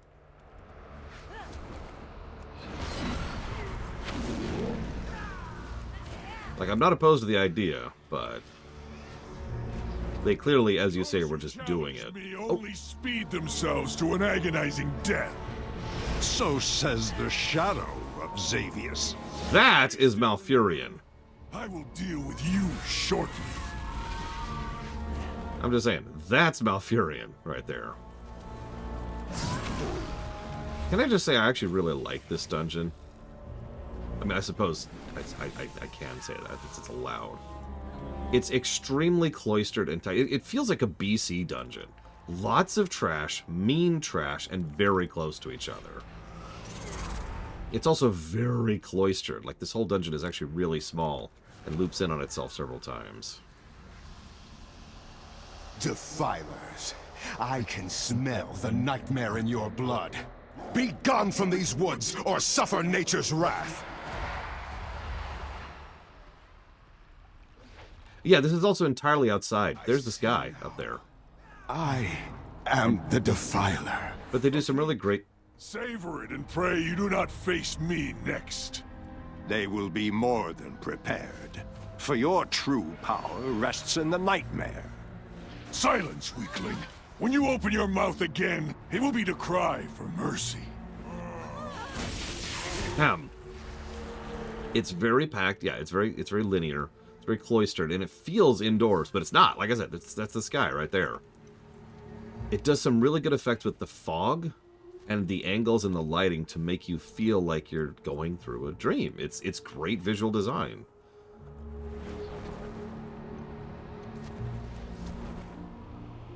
All right, quick story. I was doing Mythic Plus at this place once. I forget when. I think it was in Dragonflight. Don't quote me on that. And we got to this boss, and everyone was just standing at the boss, waiting for the boss to spawn, wondering why he didn't. And I'm like, did you kill all the Nightmare Dwellers? Huh? Yeah, go kill the Mist dudes. Why? Because they spawned the boss. Oh. I told you to leave me alone. You'll also notice the further in we get, the less Pity you have come this natural far it only gets. to die at the hands of Xavius. An empty threat. You hold no sway over this realm, Nightmare Lord. Bold words for a prisoner. Even an echo of my power was enough to overwhelm you.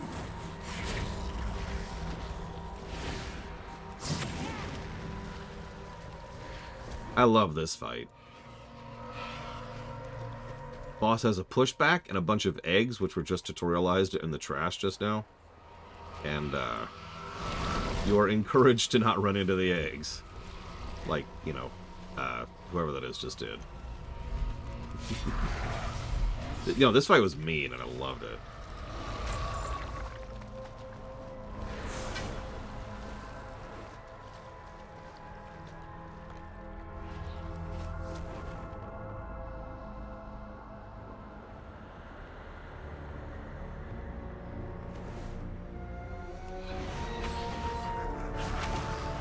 Many whelps! Handle it! What is that? It is... Pillars of Snow. Okay, okay.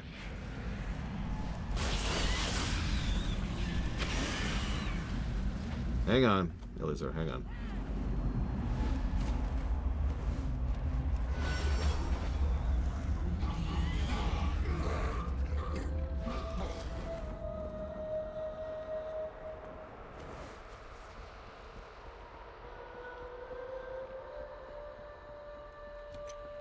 I'm gonna taunt him so he can talk for a second. You wish to die. This must be Or not. some kind of mistake. Oh, never mind. Well-earned victory. We must, however, stay vigilant. Deep inside the nightmare, Xavius remains unvanquished. The enemy you fought here was merely his shadow.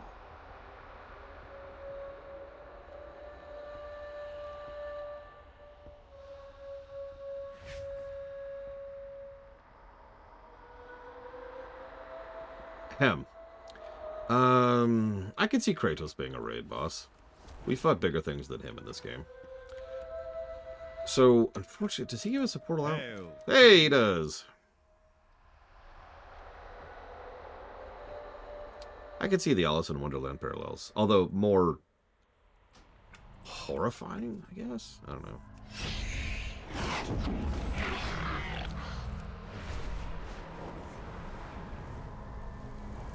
But then there's the raid. Let me make sure we're on Mythic, which we are. Good luck for anybody who wants the shoulders. Oh, right. Sorry, Fife. Sorry. Hang on.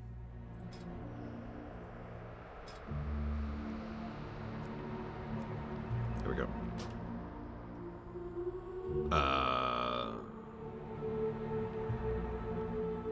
How do I not show?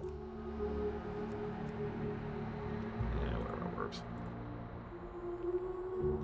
So, this is the Emerald Nightmare. I liked the Emerald Nightmare for what it was. What are those weapons?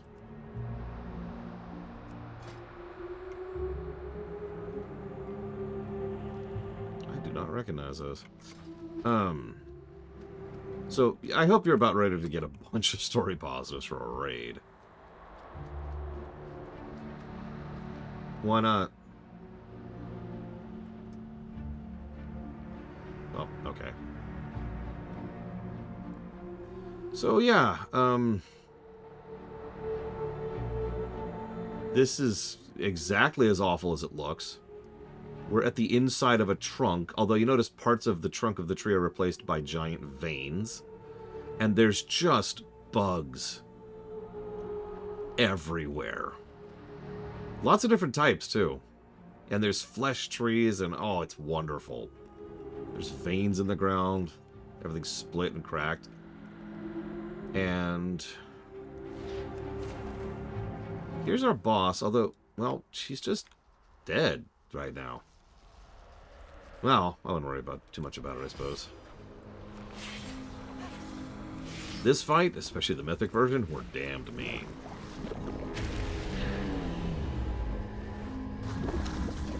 So, all that decay gets pulled up into the boss. And up she gets. Try to think about what that's trying to visualize right there for a second. You seek the dream? It seeks you too. So there's rot.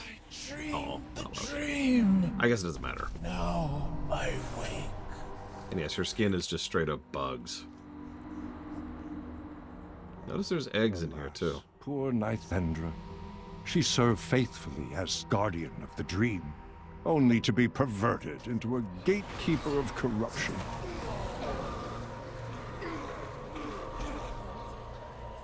Everybody got this trash wrong. On LFR, anyways. Pro tip, it's possible to skip this stuff. You probably shouldn't even try if you don't know what you're doing, though.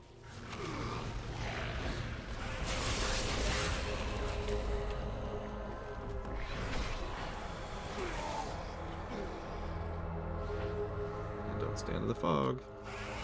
Or that'll happen. That's true, Yura. And then die of dysentery.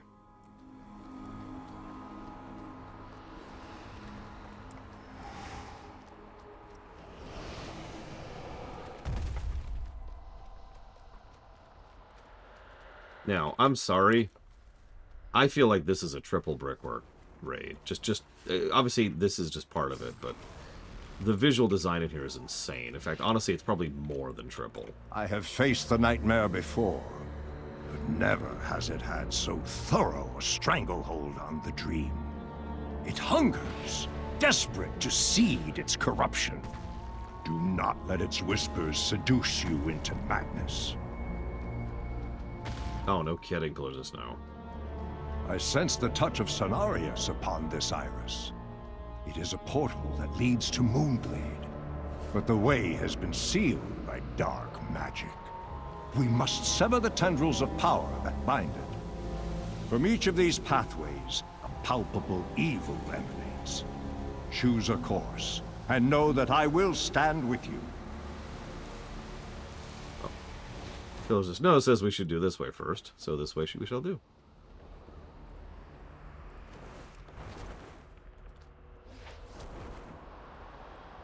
I also love the transition in the nightmares.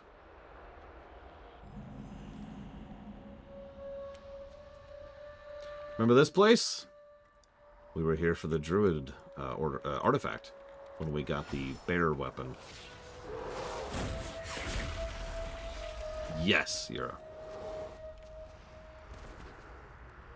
It's a little worse now. The trees are much more distended. The world tree is still there, barely. The sky is much worse. Oh yeah, look at the sky. Look at how the clouds are warping in on each other weirdly. What am I in combat with?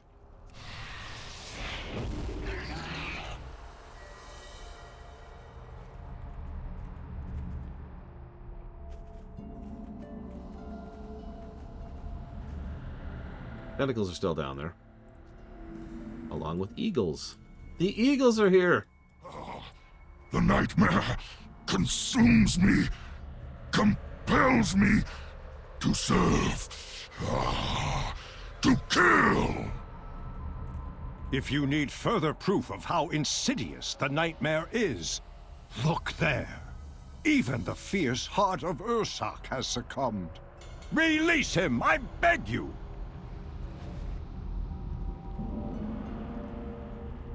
Yeah, poor Ursak. We lost him during the aforementioned quest here.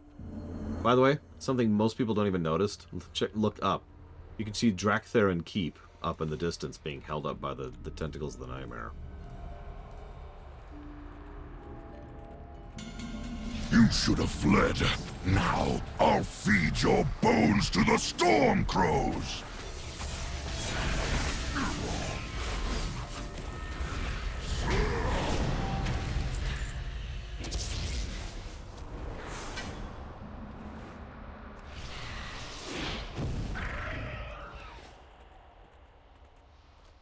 Truly, there was never a soul more noble than Ursak's. I pray his spirit finds its way back to the dream.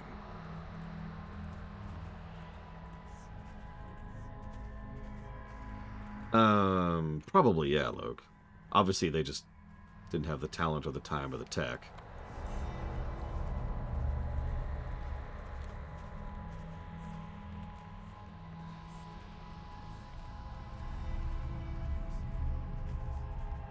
Like, I'm sorry, I like Dragon Age Origins plenty, but visual design is not something it's good at.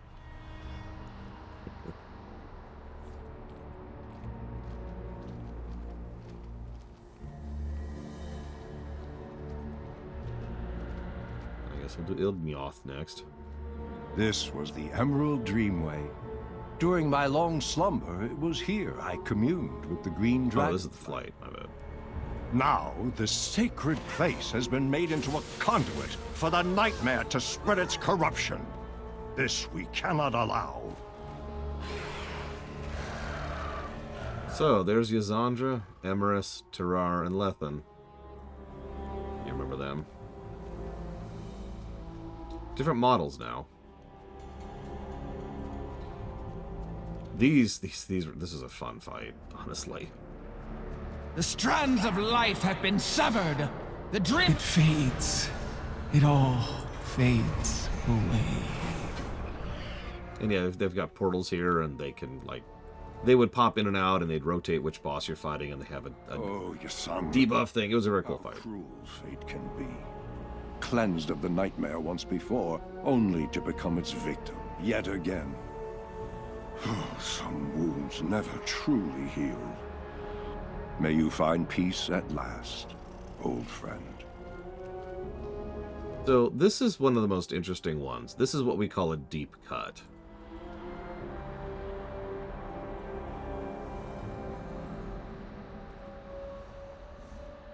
This is Thunder Bluff. Well, Moldor, more accurately. What manner of foul creature is this? It seems poised to unleash its corruption upon Thunder Bluff. The spirit of the Torrent people must not fall prey to the nightmare. So, yeah, this one's interesting. So, yeah, there's Thunder Bluff off there in the distance. Bits and pieces of it. And, you know, Mulgore And spider. Gotta have the spider motif. But the boss here... You probably don't remember this, but I mentioned all the way back in the day that when Garrosh was counseled by Cairn to reach out to the Night Elves for trade, to trade for the resources that they needed in order to survive, right? And the Night Elves said no. Garrosh was pissed. Cairn convinced him to do a second attempt.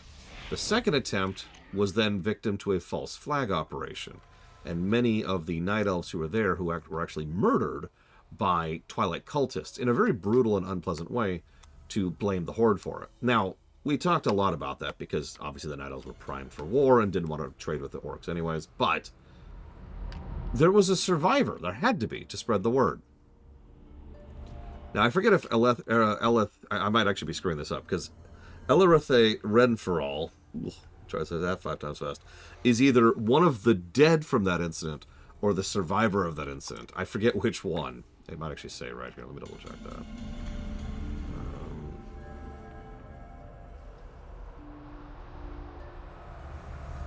It doesn't actually say.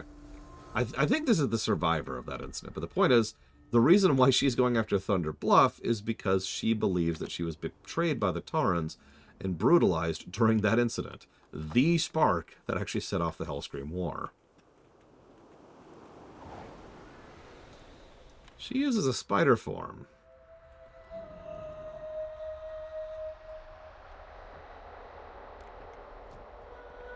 This time I'm ready for your treachery! Unfortunately, her voice actress is not great. I'll adorn my web with your bones!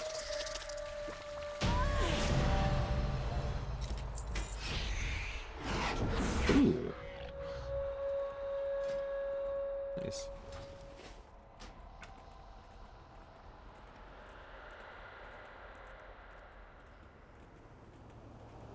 That was a hell of a fight back in the day, especially on Mythic.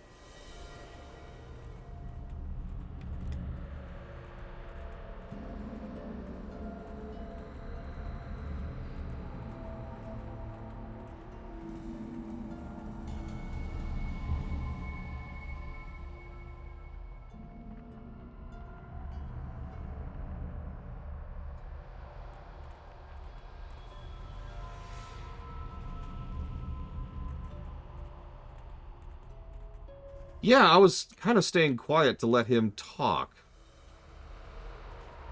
Whatever. So yeah, a bunch of interesting deep cuts in this place.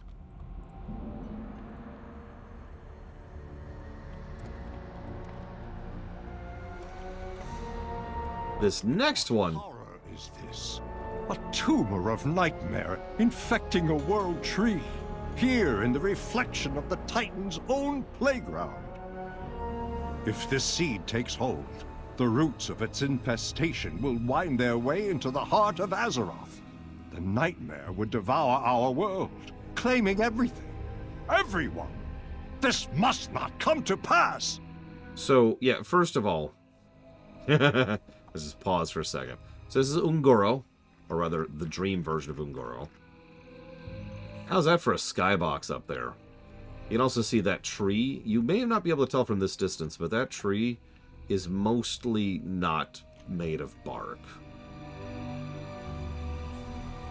And as you can see, the closer we get, the more its flailing pieces are a problem. Yeah, to this day, people speculate on this. Honestly, a lot of this has probably either been retconned or, at this point, fulfilled. But Ilgnioth, which I say that way because it amuses me. I think it's actually just Ilginioth or something like that. But Ilgnioth here, he says a lot of things. For example, come on, say it. I'm right here. Say it. Say it. Say it. Come, little ones. Savor your fear as we feast upon it. So, your coming was foretold in the rings. The long circle is nearly complete. Flesh is his gift. He is your true creator. To find him, drown yourself in the circle of stars. That one's followed through on in BFA. The King of Diamonds has been made a pawn. That one's followed through on a BFA. The Lord of Ravens will turn the key. Now that's an interesting one. The Boy King serves at the Master's table. 3 lies he will offer you. That one has multiple interpretations. Her heart is a crater, and we have filled it. A lot of people think that's Sylvanas. I've always assumed that was supposed to be Illyria. 5 keys to open our way. 5 torches to light our path. That's another one people are still speculating on. At the hour of her 3rd death, she ushers in our coming. I think that one was supposed to refer to Sylvanas back when she was supposed to be the main villain. My opinion. From the earth he draws strength. Our earth, our strength. Its surface blazes bright, masking shadows below.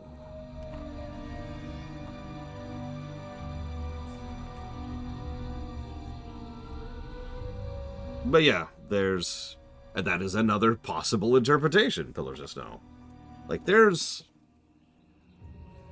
Yeah, I'm actually with this Miristar. These are fun to speculate on. First of all, this was before they retconned the overall lore twice. Second of all, this is an old god cancer. This is more or less literally... this is chaos flesh given form. Like, it's a cancerous mass of evil and void, right? What's rule 1 about the old gods? They lie. Yeah, this is mostly just for fun. This is probably the closest thing we'll see to G'huun, or what G'huun would be, before we get to G'huun. Anyways. That is an interesting question, Maskerman. At last, the feeding hour. So let's see how many people here know how this mechanic works.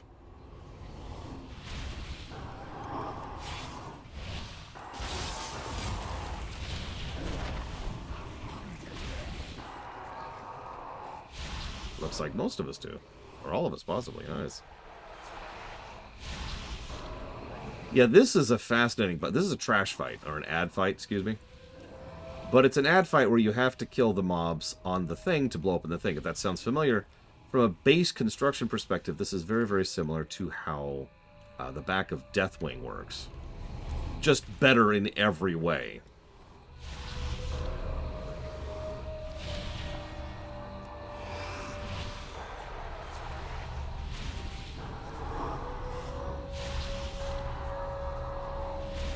Not that it gets any pluses for that, but yeah, it's still true.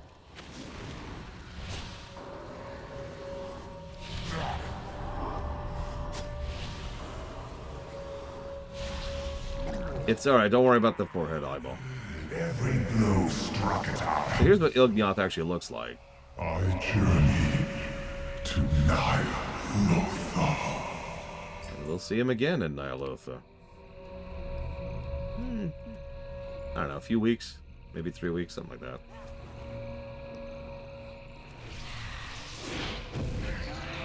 That'll be towards the end of BFA. Xavius and his ancient master delight that so much of our attention goes into fighting the Legion. Their insidious shadow seeps into our world, distracting us with whispers and doubts. Pray that purging the Nightmare's corruption buys us enough time to defeat the Legion and catch our breath before the Black Armies rise up from the depths.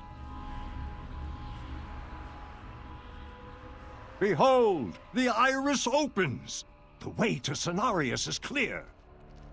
Moonglade is the most sacred place in all the dream. To think that my Shandow could play any part in its corruption. I must see with my own eyes what horrors have befallen my beloved teacher. Steel your hearts against the darkness, heroes.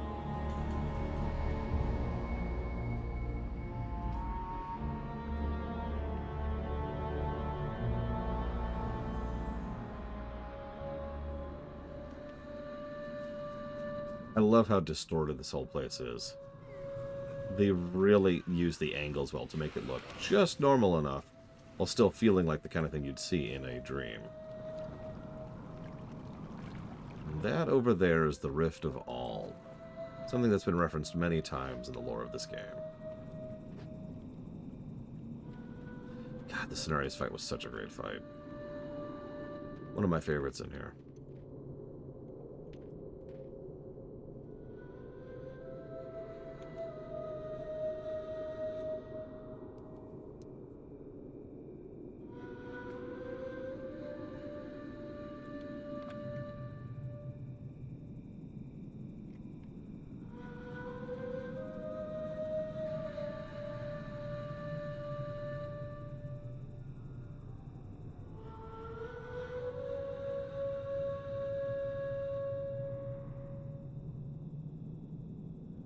So yeah, I'm gonna taunt.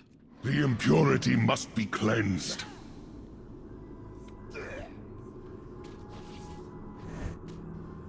Nature will rise against you. You fight with noble hearts. Could it be true? Could it? Yes, Cenarius. Villains! You poisoned the children of. I was just standing there. He begins to see the master. It is done. Ah, well. Cenarius is beaten. But my great Father. Father, is that you? Xavius waits ahead in the Rift of Aul, the true heart of the nightmare. Would that I could fight at your side, heroes, but to this place I cannot go. Yes. My bond with the Emerald Dream gives me great power, but it also makes me vulnerable. Cenarius, do not listen to him!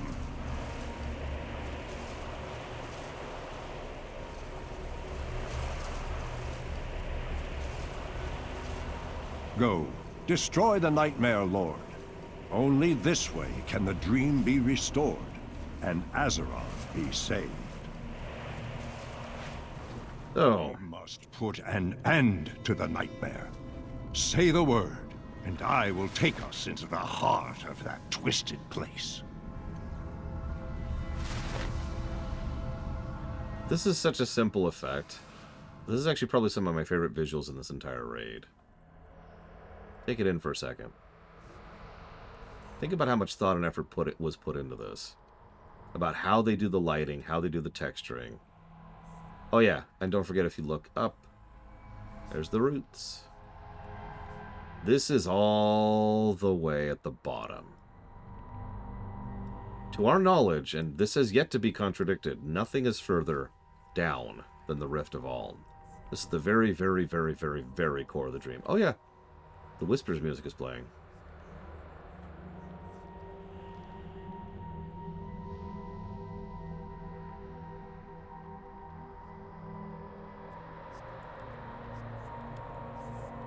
Lovely place. Here's my favorite part. When you go out to fight the trash. Trash runs. Which is kind of more horrifying in its own right, isn't it? Now what?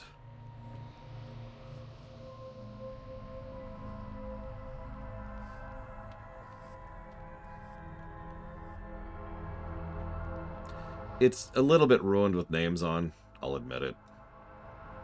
But yeah, they just very, very slowly walk in. Until they actually agree, of course. And yeah, lots and lots of Shah-looking things here. Naraki and Shah, all covered in nightmare. Fun stuff. Their corpses don't even stay there, they just fade.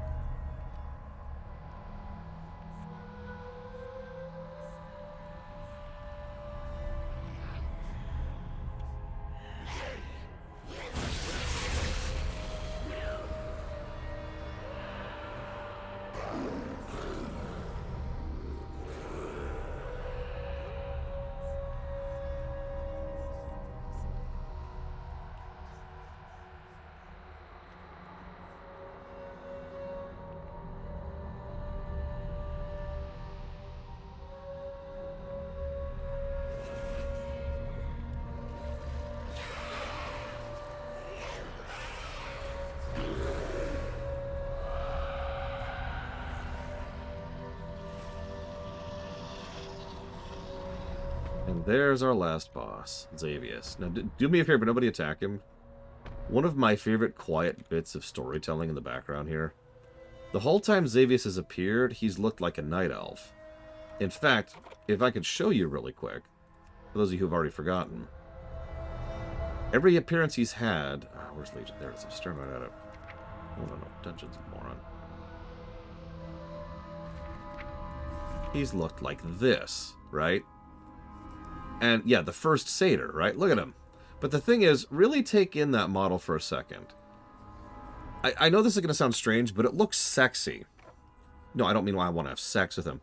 What I mean is, he looks virile, right? Like, yeah, he's got the six-pack, he's got the abs, and he's got the chest, which is really strong. He's got the full triangle upper body thing, and he's got the shoulders, and big horns, and he looks idealized. Exactly. And that's the image he shows to everyone. This is what Xavius actually looks like. He's this big, slavering beast, drabbed in rags that have been stitched together. He has stakes pounded into his hooves. His tongue is impaled by a spike. His wings crawl out of him like some kind of misshapen growth. This is great visual distinction. I agree with Huthor that Xavius needs better characterization than this. Because this right here is most of Xavius' characterization. The difference between his idealized version and what he actually looks like. Oh yeah, his tail is... Man, I think I could show the tail if I switch to here. Let's scroll down. Image. Yeah, his tail is literally bolted down. Do you see that? Yeah, this is those Instagram filters. I love it. It looks like a freaking... a monster, for lack of a better way to put it. The nightmare has corrupted dragons, gods, and legends. Your downfall will be simple and swift. Also, the dream, nightmare, and sleep mechanic in this fight are awesome. That's all I'm going to say about that. Boop. Embrace the dreaming, child. It can save you. Time to cut the last tether to your mortal life. No, I will not permit it. Embrace the dreaming, child. It can save you. No, I will not permit it. Nightmares are never forgotten. And when we beat him, something interesting happens. We're left here, and this is fascinating. There's just a night elf here. He's just a night elf. No mutation, no idealization. That's the characterization for Xavius right there. Champions, step forth and hear me. Sorry, nobody got it. The nightmare has long been a cancer eager to consume the Emerald Dream. Had Xavius succeeded, his corruption would have overwhelmed Azeroth, giving rise to a living nightmare. Your triumph restores the dream and safeguards your world. The allies of Xavius will never relent, but this road at least is closed to them. To honor your courage, I offer passage into the pure heart of the dream. As you feel the essence of life blooming beneath your feet, know that it endures thanks to what you achieve this day.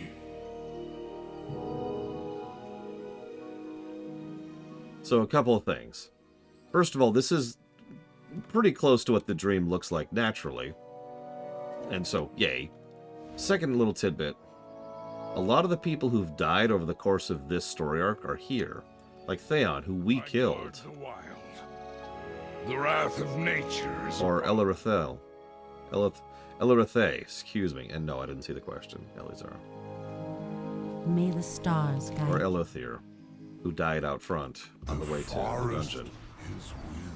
Even Ursoc's here.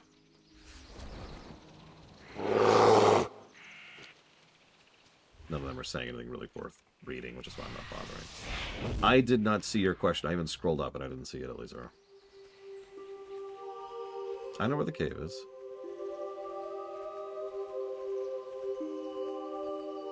I showed it off on the Laura, if you remember. But most unfortunately, I don't have my Shadow Priest for this. So if you walk over this way...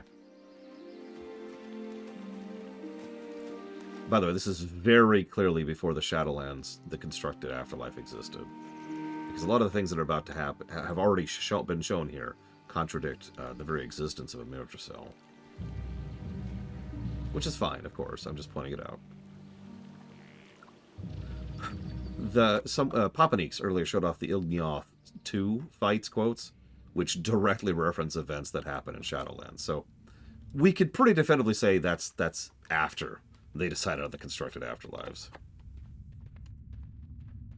But where exactly? That's trickier. So there's just this quiet cave. Barely even a cave, it's just the root structure underneath a tree.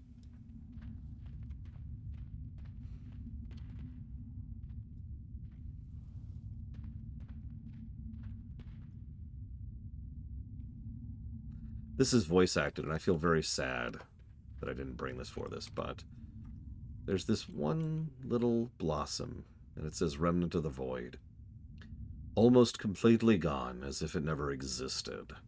But the rift is deep and vast, and somewhere down there it stirs. Something has changed. The last prison weakens. We must prepare.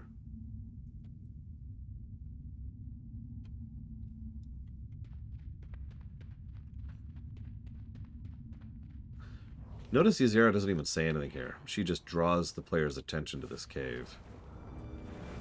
Some fascinating storytelling here, and that was almost assuredly a reference to, well, the last boss of BFA. Also vanilla music here.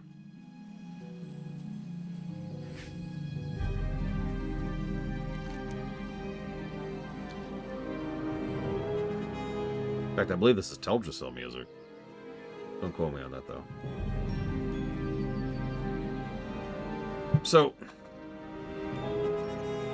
decent chunk of story positives for that raid. Might be Moonglade. I'm not sure. They did a lot of mix and matching back in vanilla. Okay. We're not quite done with Val'sharah yet, though.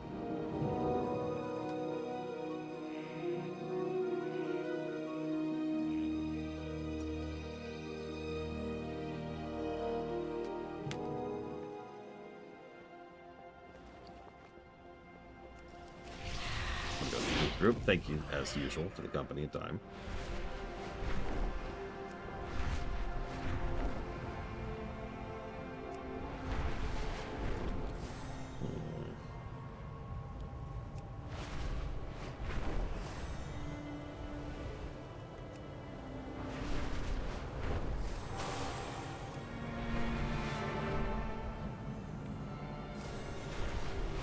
Oh, and congrats, Mr. Fly Pinkerton.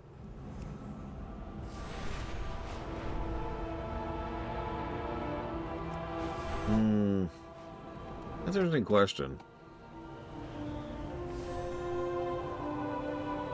It's worth noting that even for those who restructure or rebuild themselves in their given realm, it's not like it's instantaneous, you know, it's not like you're like, whoa. It usually takes time, and the usual rule is the stronger you are, the more time it takes. Like, by many accounts, it took Ragnaros quite a while to reform back in the Firelands, for example. Now, wouldn't Gul'dan respawn? Actually, there is an actual answer to that. Illidan respawned because his soul was functionally the soul of a demon, and the soul is the marker, for lack of a better way to put that. I forget the programming term. It's your tag, right? Whoop. Yeah, I saved your husband. In her light, all truths are revealed. Yeah, pretty much, Bill just now.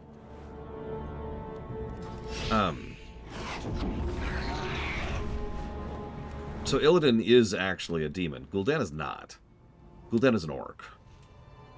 He is an extremely powerful warlock, but he is still an orc. Interestingly enough, we're not 100% sure where Gul'dan's soul went. It's never come back up. With two noteworthy exceptions.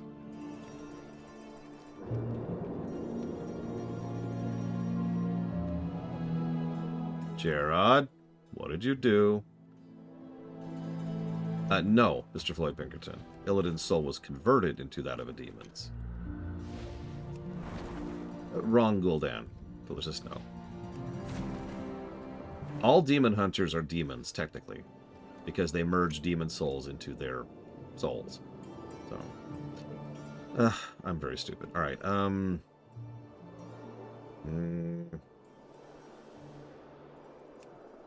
Of course. Okay, we're gonna do it this way. Oi. Yeah, it takes a fairly large amount of power and effort and work to convert a demon hunter into a demon. It's why there's so few of them. Probably Pillars of Snow. But interestingly enough, they really do never cover it, do they? Like, it's just we've got the thing in the tomb, which we'll get to when we get there, and that's it. Yeah, it's actually noteworthy when they mentioned that it's strange that we happen to have a demon soul sufficient to keep us going. I mean, that is true, Pillars of Snow, but that's why I was mentioning specifically the original Gul'dan. He was extremely powerful, and is to this day one of the most powerful warlocks in the setting.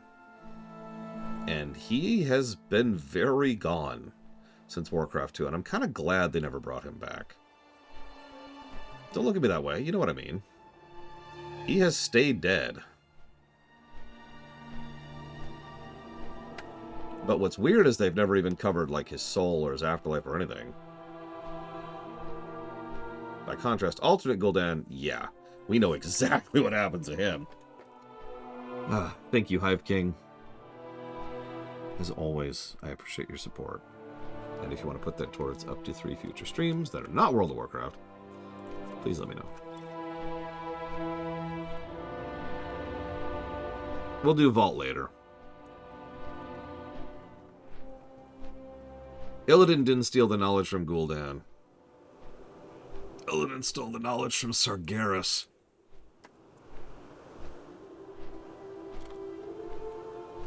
There's a reason Illidan was the first demon hunter.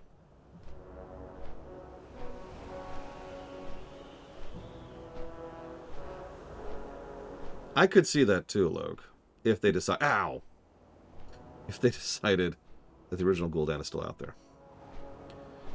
No, I still don't see your question. It's got to be more than 500 characters, Elazar, because that's the only thing I can think for why it's not showing up. But no, I get why you're saying you think he stole knowledge from the Skull of Gul'dan. It's because Veritas stole that one book of the Book of Names and used that to empower himself, to make himself a demon. You'll notice he is, in fact, Veritas is a demon, and thus he respawned in the Nether when he died back in BC. He's actually in Legion. But Illidan took the Skull of Gul'dan as a source of power. Just raw fell energy. The Dragon Isles! The Dragon Isles! And beckon the dragon flights. Go away, Raytheon. I don't even know what you're doing at this point, canonically. Not being in Legion, that's what you're doing.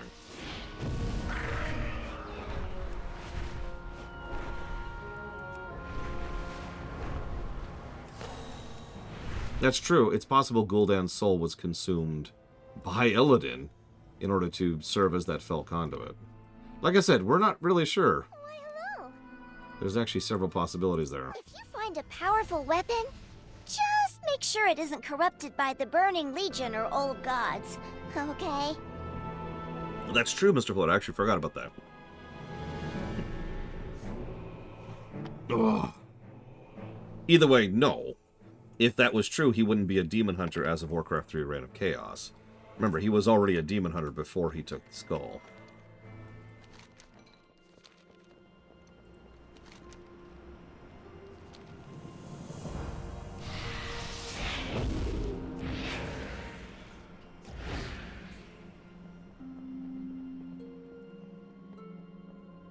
God. Dragon puberty's gotta suck. So. 3 down. Today we celebrate a great triumph. One paid for with the blood of those most dear to us.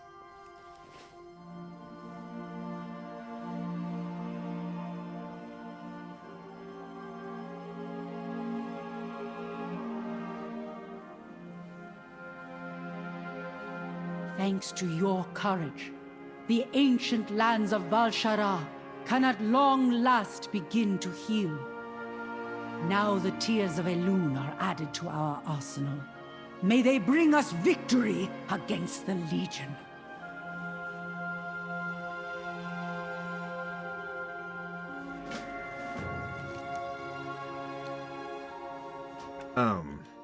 So while I'm getting back out to Val'sharah, Eleazar says, do I think that if all the people of Azeroth were aware of the existence of the Second Lich King immediately upon his being frozen inside the Frozen Throne, do I think they could have worked together to defend against it?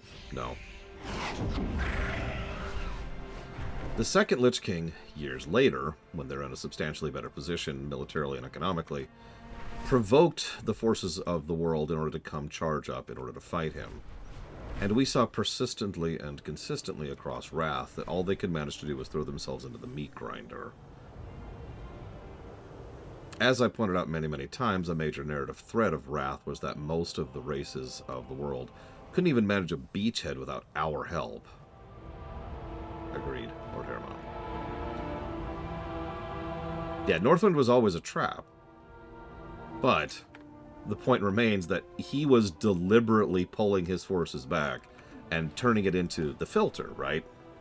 Another major Warcraft theme. And they still couldn't get that beachhead without our help. So imagine there's no filter, he's not holding back, and they're not nearly as strong or as unified. No, there's no winning that. I've said it before, we got lucky in Wrath.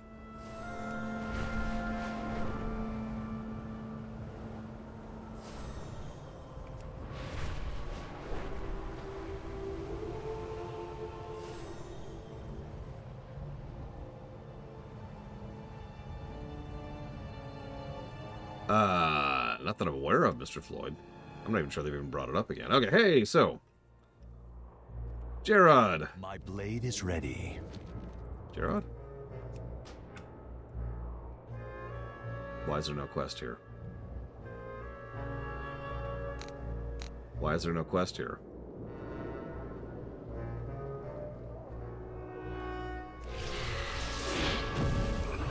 Why do I need a... It's not FF14. I don't need a vector quest.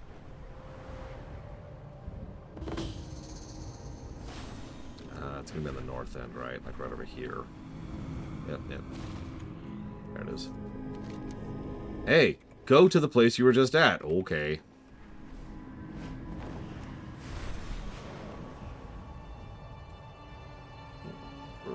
Maybe, Lord Hermon. I would even go so far as to say probably. Hey, there's a quest! I'm not your enemy, Mayor. I came here to find someone within Blackrook Hold. Stop with your lies, Night Elf. You'll stay where we can keep an eye on you.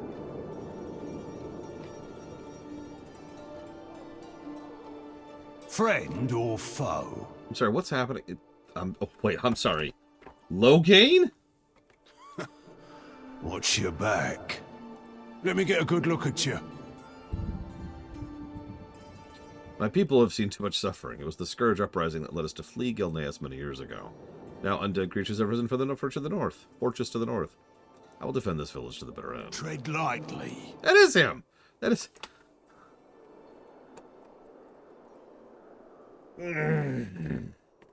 But yes, Tyrande has always been a bit Wonder Woman. And I think the problem is, for the longest time, they didn't want to acknowledge that. Like, you know what I mean, right? You probably don't know what I mean. Okay. Wonder Woman is not a very good person. She's not evil, but she is very Amazonian. This is the way things are, and she is straight up militant, right? Just martial-minded, and more than a little bit of a warhawk. It's no surprise that in a huge number of Elseworlds, you know, branching timeline stuff in DC, if any kind of war happens, Wonder Woman is right there at the front of it. Ugh. So, yeah, Injustice is a great example of that. Also Flashpoint, if you're familiar with that. Just to name two right off the top of my head. Yeah, you get one chance, and then... So that's Tyrande. The problem is, the game wants Tyrande to be one of the good guys. So the game usually doesn't acknowledge the fact that she's, you know, Amazonian. Like, there's nothing wrong with that from a narrative perspective. There's nothing wrong with her being the violent warmonger. It's just... She's Alliance, so she's the good guy. You get it. You get it. Again, they do finally start to do something with her next expansion. When it is 73.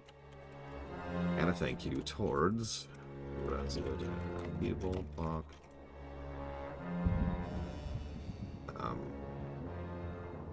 I assume you mean FF1 and FF4, whatever? Just to be very clear.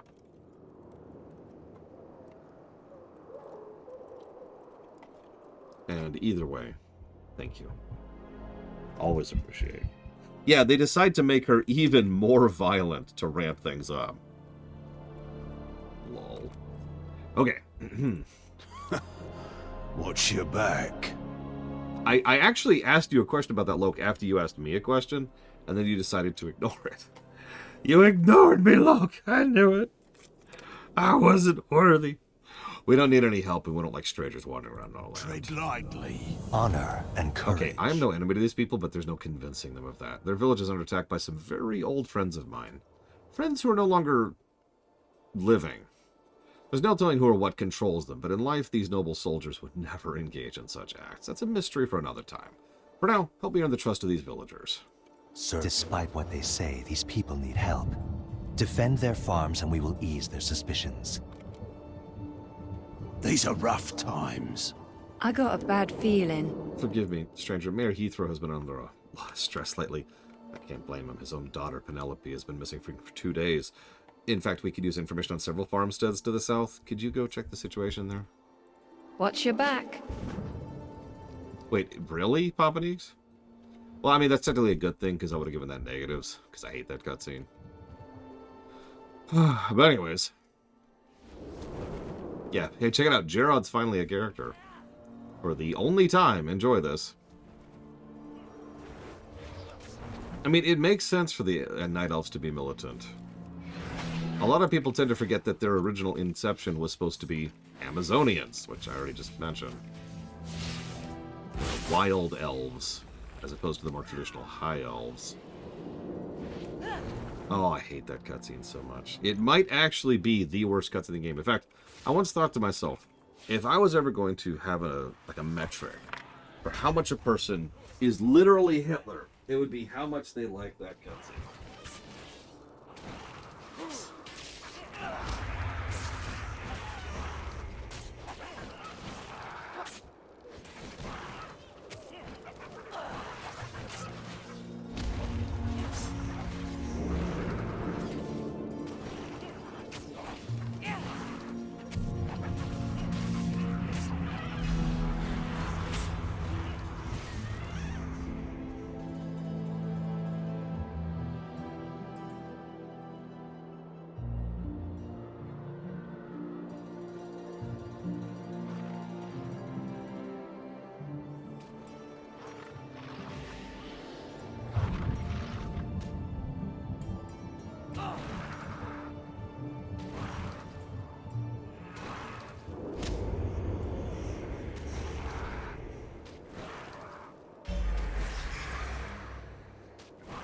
So clearly no one in chat here would be literally Hitler.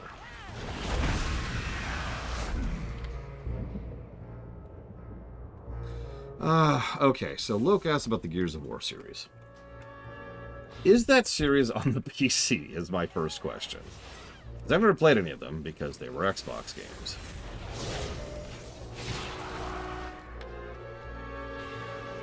Okay, now here's the second and most important question.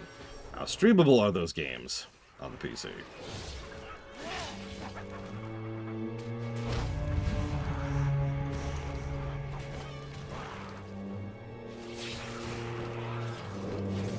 Let's see. Here's Gears of War 5. Hang on.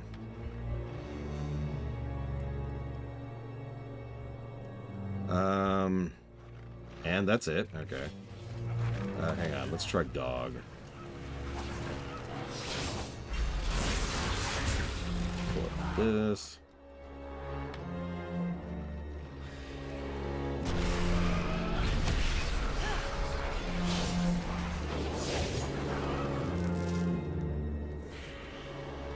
One of my most amusing personal memories of Demon Hunter. Way back when Demon Hunter was new. That's not true. Way back during Shadowlands, I was showing off Demon Hunter to Rax. This was back when he was considering playing WoW for like I think the 3rd time of like 5. Do the Windows Store. Veto. Immediate veto. Sorry. We have already been down that road twice.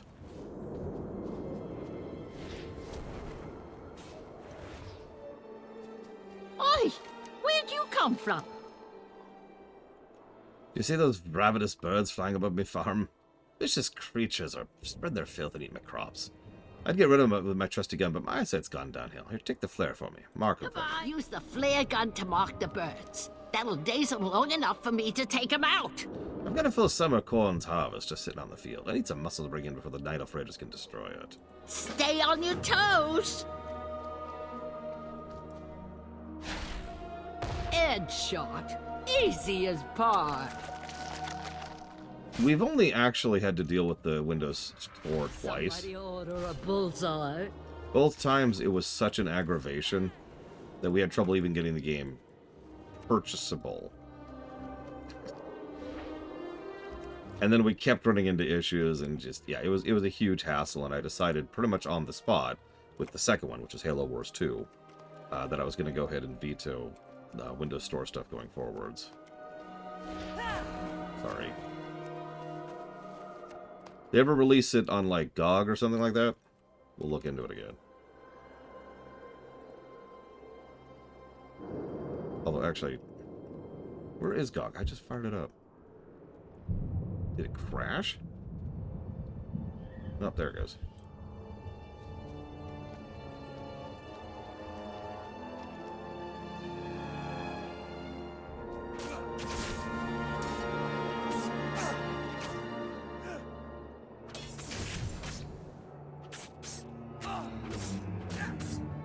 Yeah, I didn't think so.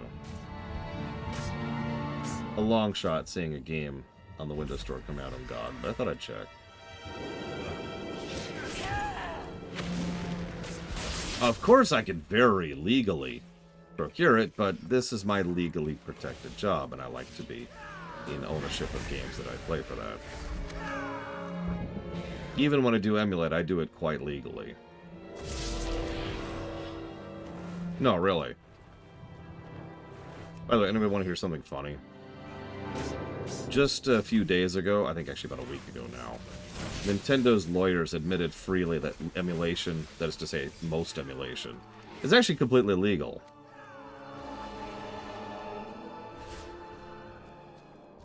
Something about that really amused me. Like shooting fish in a bloody barrel. Pow! Right in the kisser! I see him. Good job with those stun grenades. Pow! Right in the kisser! The specific line that Nintendo took, which is interesting and true, is that emulation is legal so long as it doesn't use methods to try and bypass hardware limitations designed to combat piracy, which it's worth noting, the overwhelming majority of emulation does not do that.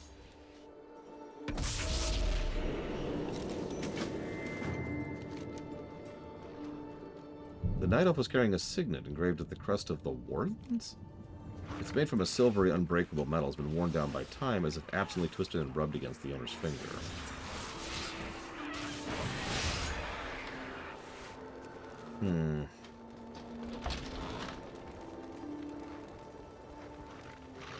Yeah.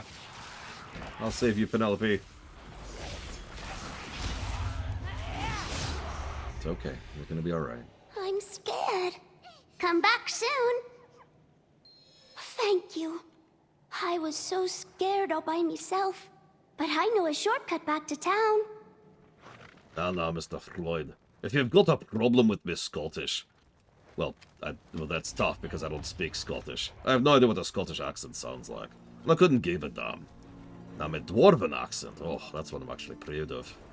I spent some time and effort on it, trying to make sure it sounds as Dwarvish as possible.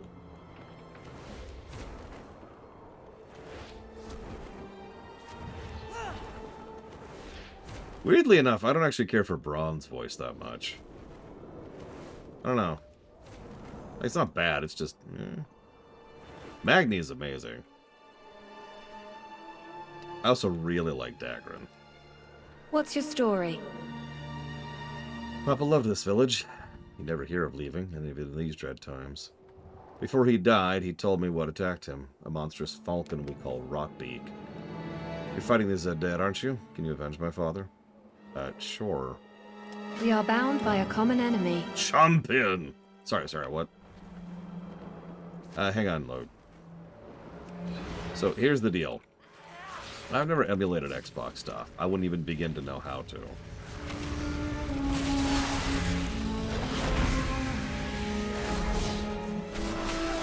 So let me check something. See if they even have Xbox games here. Is it Xbox or Xbox 360? Asking for a friend. Ain't you a chipper-looking one? Pop always said he'd only leave here feet first. Guess he wish he'd been Farewell. wrong.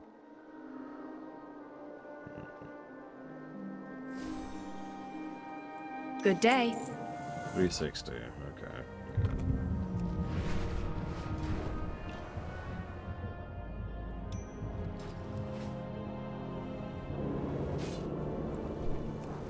Is he really Uthor? That's funny.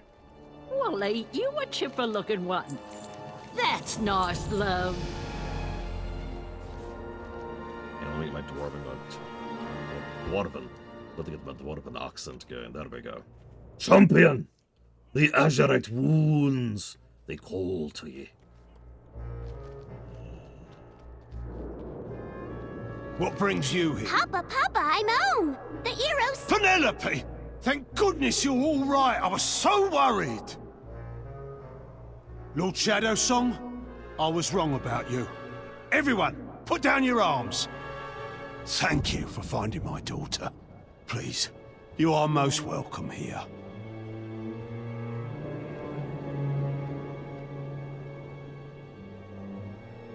Sorry about my suspicion earlier. We're all on the edge after recent attacks. I couldn't be more grateful to you and your friend. Thanks to you, our situation is under control now. We've got a lot of rebuilding to do, but we'll survive. Watch your back. Hail, soldier. Safe travels. Good. These innocent villagers have done nothing to deserve these attacks. You've done well to help them. Ishnu Allah. Safe travels. He gazes at the ring for a long minute. This is Maev's ring. She would never part with it. She must be at Black or Cold. Serve well, friend. Since Maev chased Gul'dan after the Vault of the Wardens, her sisters among the Wardens have been searching far and wide for her whereabouts. With so few Wardens remaining, I volunteered to join the search. I hope I will find sign of her inside Black or Cold. The fortress is well guarded, and I will need help to break through. Help me find her, and I will reward you handsomely. Safe travels.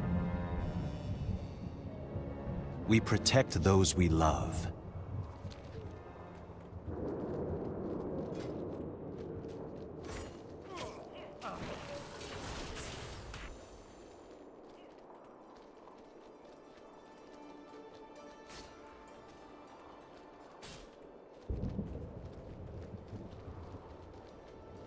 No Gilnean rules forever, my son.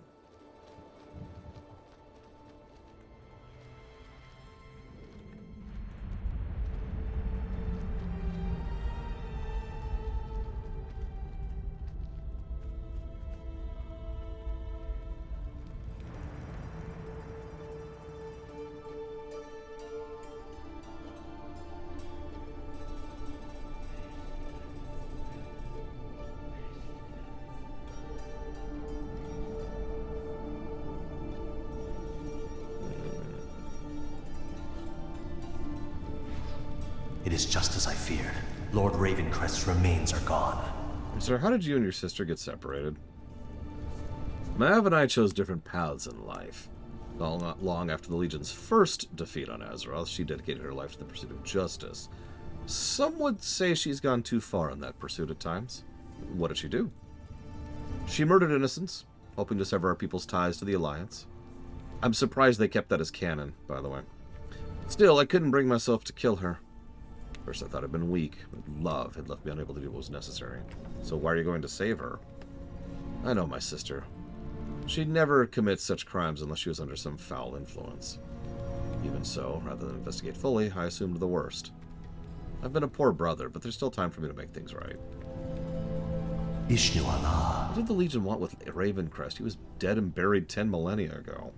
Serve well, friend. Lord Ravencrest was a fearless leader, seasoned commander, man of integrity, honor, teacher, protector. Malfurion, Illidan, Tyrande, and I were all young when he helped shape our destinies. The sigil of his house was legendary. Observe, for a moment, the sigil over his former resting place, and I'll tell you more of his legacy. Lord Ravencrest died long ago, but I will always revere him as my mentor.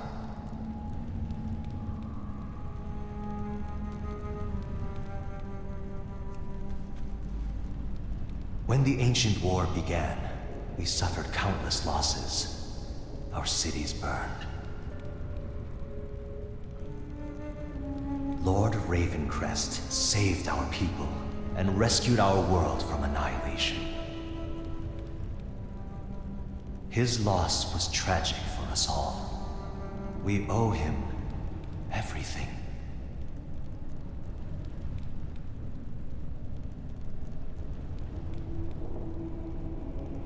So, I like this idea. It's hard to even put this into words. We have this concept in real life history, actually. But you don't actually see this as often as you'd think in fiction. You know, you've got your big, massive heroes who help shape the world. But there's usually, like, one or two people a tier above them. Or, above's the wrong word, before them. And they're the original heroes who actually got the ball rolling. You don't hear about them that often, because they're not the ones who actually did it. They're the ones who started the fight, right? Star Wars actually has started dipping into this ever since Disney, actually, ever since the reset. Not a lot of people remember, can't even think of her damn name, arguably one of the women who started the rebellion, whereas everyone remembers, you know, Leia, or Luke, or Akbar. No, not Mothma, although valid. I was thinking of the woman from Rebels. Syndulla?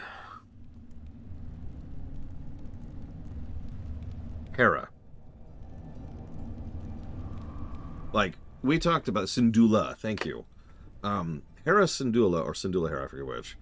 She was one of the original rebels, and in many ways helped to found the Rebel Alliance. But even she actually had people before her, too. Hera had, God, I can't think of anyone's names today. Crazy terrorist guy before her, who had been fighting since the Clone Wars, actually, keeping that tiny little spark of resistance going in his own horrifically brutal way. Saw Gerrera, thank you, for literally like a decade and a half. And so forth and so on, right?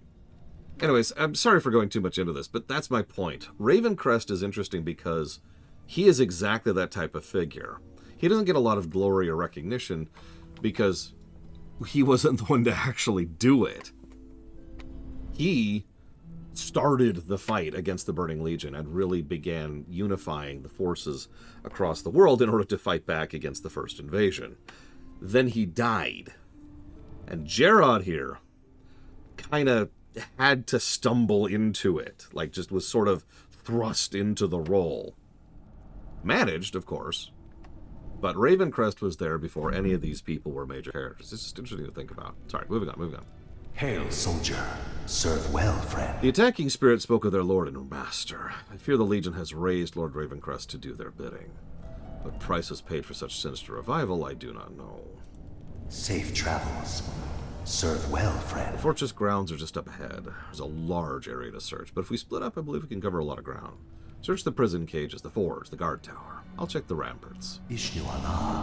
Blackrock Hold is not the same place I knew. Its walls have crumbled, a ghostly echo of former glory. If Lord Ravencrest has returned, then surely he'll have his former officers at his side. Kester Farseeker, Trellin Shieldbreaker, Starless Strongbow. If we stand any chance of entering the tower, they must be eliminated. Safe travels. Yeah, exactly. Most people know who Malfurion is, like the world over. But only Night Elves will actually remember the name Ravencrest.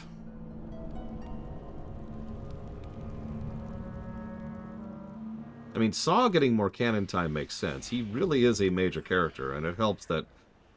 oh god, I can't think of the actor's name.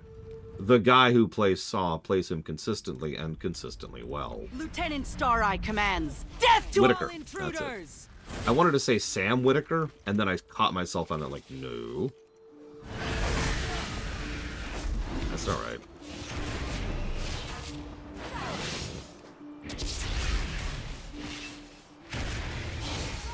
Forgive me, Lord Ravencrest. I failed you.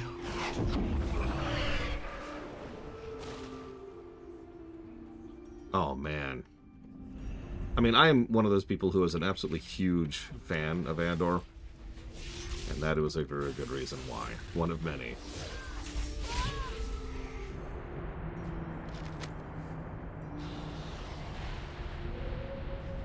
This one met a grisly end. No sign of Maiev here.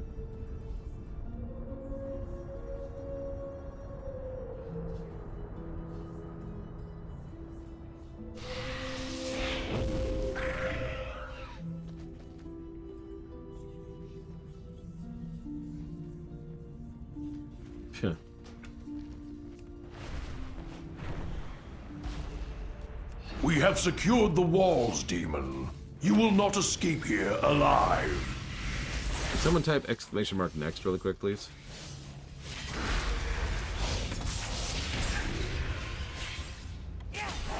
Looks like it'll be Armored Core 6 next. Alert.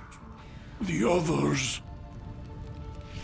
By the way, don't do the bonuses. There's a lot of bonuses at Val'sharah. I swear there's more than there are other places. I'm probably wrong, but it sure feels like my it. hammer, and you will be the one to break.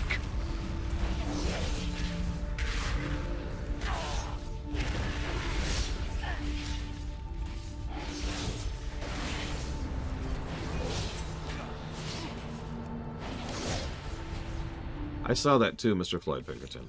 The development thing. It is... I underestimated your strength. Very curious to see how Mass Effect 5 will do. And, completely separate from that fact, how good it is. I've never even heard of him, Mr. Flood, I'm sorry. Despite our attempts to extract information, the Warden remains stubbornly resistant. Could they be talking about Maiev?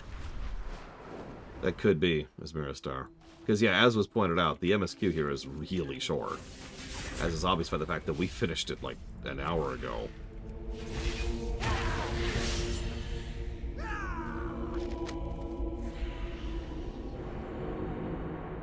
Like, we're doing optional stuff. We did raids and dungeons. And now we're doing the big Primarch chain for the zone. She was here. By the way, 30%. We're up to 30% for this bonus thing. Moving on. Honor and courage. Ishnu Allah. Good work. There's no doubt they have already moved Maiev to the prison cells beneath the tower. Safe travels. Serve well. I did not come this far to lose her in the final moments. Maiev must be in the cells beneath Blackrock Hold. I scouted above, and the entrance to the prison is guarded by a fearsome jailer. I'll sneak past and take out the guards, defeat Araxis and take the keys. Meet me inside. Ishnu Allah. Follow me. This will lead us to the ramparts. The jailer. Oh, sorry. What I mean by that is the jailer. Or wait, sorry. What I mean by that is the jailer.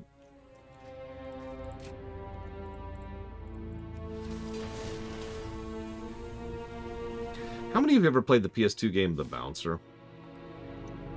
I swear I'm going somewhere with this. I will take out the guards inside the prison. Get those keys and meet me within the cells. You got it.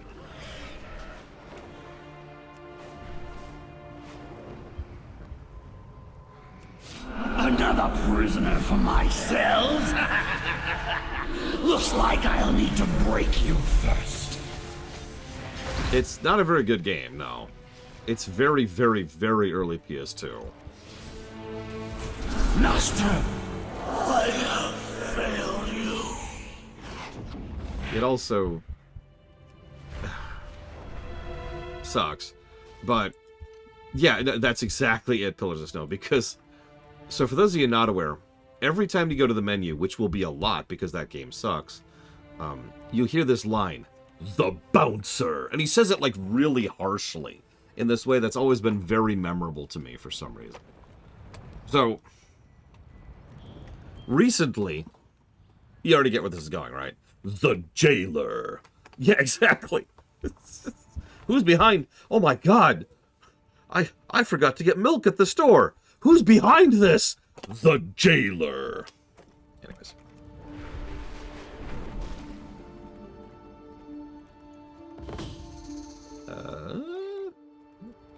Oh, it's up. No? There it is.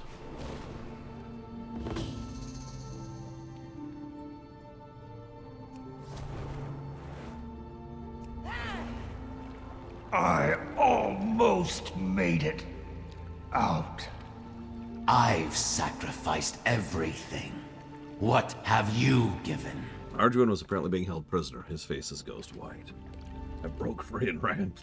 Almost made it. Please never rip. Save the other Illidari. If we don't meet again, die well. Do you have the keys? Safe travels. Good. These should open the cells within the prison. Serve well, friend. Maev will be somewhere in the prison. I found her discarded armor on my way here. I know you two have a history. I trust that will not be a problem. No, sir. Azeroth must not fall. To the prison are 3 of our comrades. Please save I will them. stay to ease this prisoner's passing. It won't be long now. Go ahead and find Maev. Oh man, Pillars of Snow, that would be awesome. You'll get no further, invader. Yep, that's me, Demonic Invader, at your service. Yeah, it's always something I've considered noteworthy in the back of my mind. Come for the Warden, you're too late. When I notice that there's a new interior. It usually happens about once per expansion. But not always.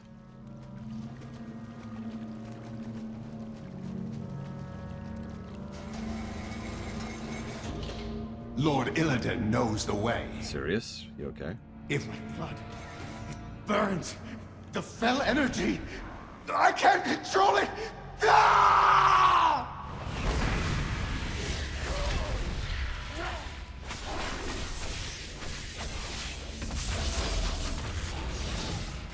The demons control Black Rookhold. You must stop them.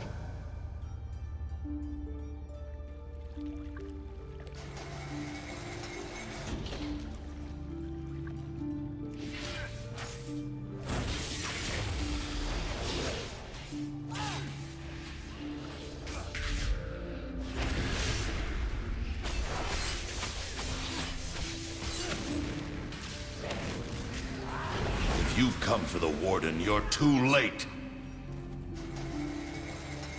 Azeroth must not fall. Everip, it's you. We're in pursuit of a dangerous dreadlord, and he lured us right into a trap. Don't give in to the power of the Legion. Sorry to hear Arjun didn't make it. I'll make sure the demons pay for his death.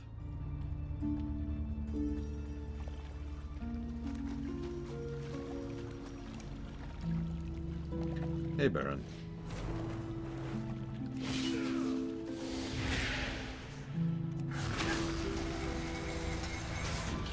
Oh, there's Cassiel's corpse.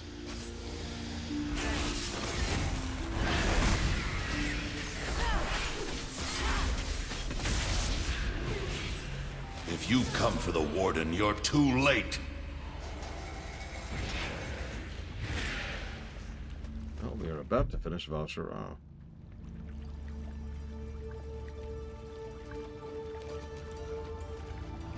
That's what I'm here for, Hive King. So, real quick, before I answer Hive King's statement. As Miristar just hinted at, this is the only, I think, time we see Maiev out of her armor.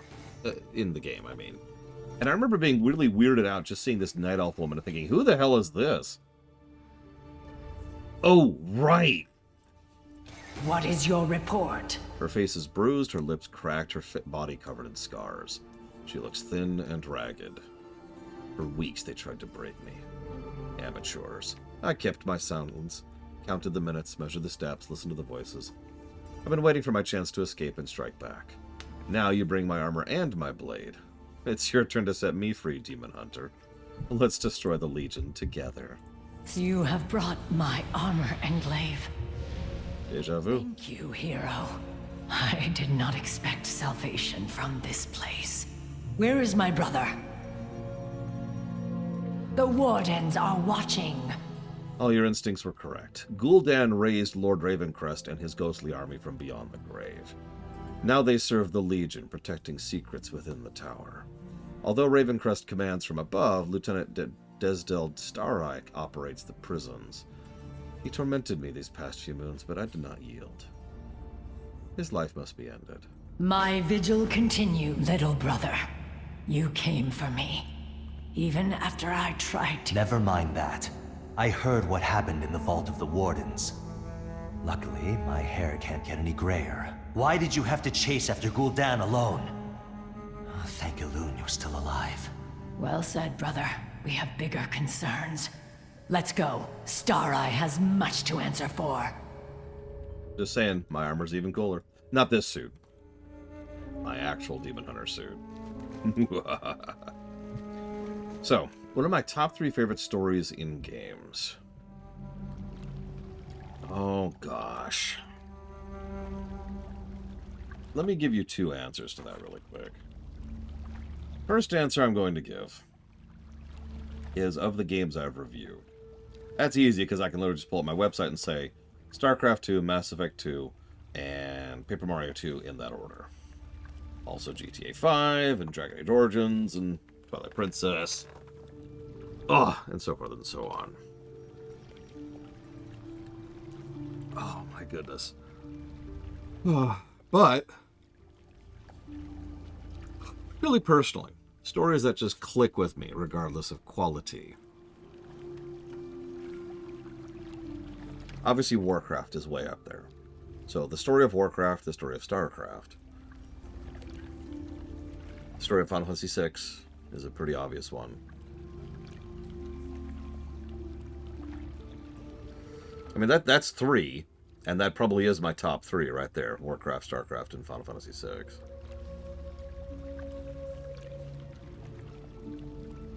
They may not be the highest scoring story scores, but those are probably the most me stories. The story of Warcraft, Mr. Floyd Pinkerton. Put a gun to my head and force me to pick, I would say WoW, for obvious reasons. Warcraft 1 doesn't have any story functionally. Warcraft 2 barely has a story. Warcraft 3 is awesome, but is completely crushed by World of Warcraft. So, WoW, if you force me to pick one. Hello, Lieutenant This Evil. bastard leads the guards in this prison. He must pay for his crimes. Lord Ravencrest's army will purge this land of all you invaders. Will it now? How dare you attack a Kaldorei noble? You will beg for mercy, which I will not give. Lord Ravencrest himself gave me this post. I won't surrender it to you demons!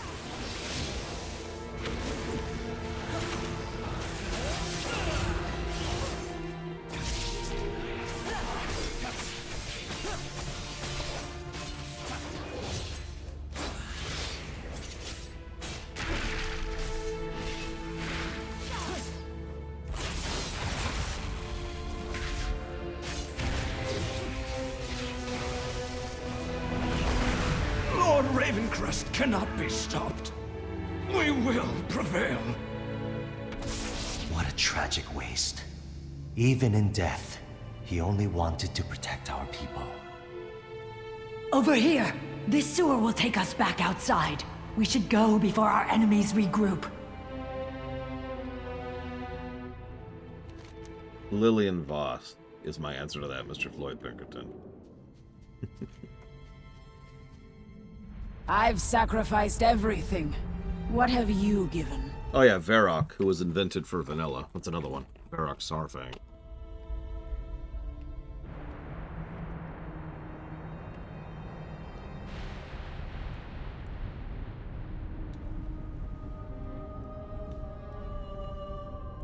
Also Velen, who was also invented for WoW. Belisra, it's another one.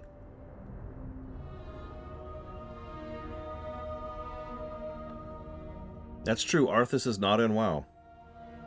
We mourn together, sister, over the loss of Arduin, Cassiel, and Sirius, but I owe you my life. Again. So one thing I learned in my time in the prisons, the demons in Blackrock Hold must die. Death to the Legion! Oh yeah, Garrosh, it's another one. And Anduin.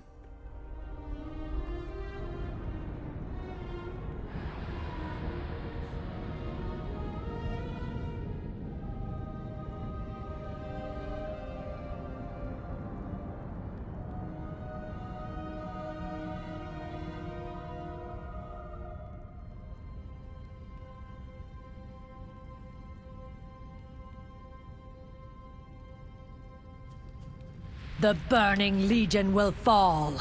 Lord Star-Eye came from a noble house, but in war he never came close to Ravencrest or my brother. Now that he's defeated, we can turn our attention to his commander. However, we must do a dungeon. Until next time. Bell. The Wardens are watching. Back to your... I refuse to believe it. Lord Ravencrest cannot be working with Gul'dan. Champion, return to your other duties for now. Soon we will face Lord Ravencrest himself. And by soon, I mean right fricking now. Well, not literally right now. I gotta go stop being time walking first. But soon now. How many people would I consider the PC in WoW to be close personal friends with? So as usual, that's going to be an interpretive, but I think we could safely say several characters we're pretty much on a first-name basis with. Thrall is the obvious one. Soon, brackets on. Chromie is another very obvious pick.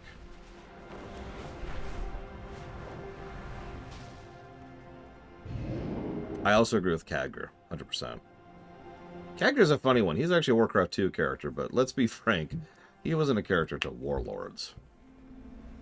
Raytheon? Yeah, I'd agree with that. And yeah, we've been around for most of Anduin's life at this point. And canonically, we've been a part of his life for huge chunks of his formative years.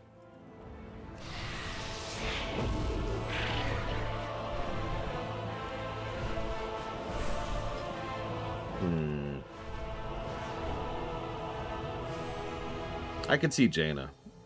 I mean, we're the ones who dare hell in order to rescue Jaina from eternal torment. Yeah, I'd say Jaina and us are probably at first name basis by now. Who was gonna join? Bregwin. Is this hello or goodbye? I keep losing track.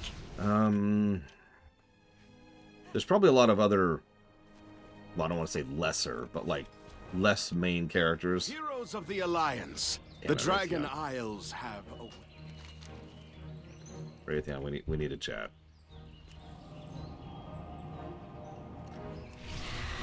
Oh, Braun, absolutely. Hell, we were probably close to Braun back in, like, Kata at this point. Like, remember, Braun and us have been working together since Roth. Excuse me. Lord Walker Cho? Yeah. Lily? Yeah. We've literally been her guardian before. Yes, Blackrock Hold. Jen Stormstout? Yeah, especially after the events of the Darkspear Rebellion.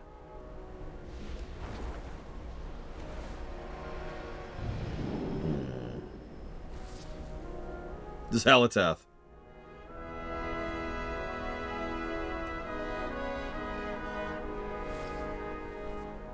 I mean, I can't argue that. No, you've skipped conversations, Mr. Floyd Pinkerton. What we're talking about right now is characters who the PC in WoW is friends with or on a first-name basis with.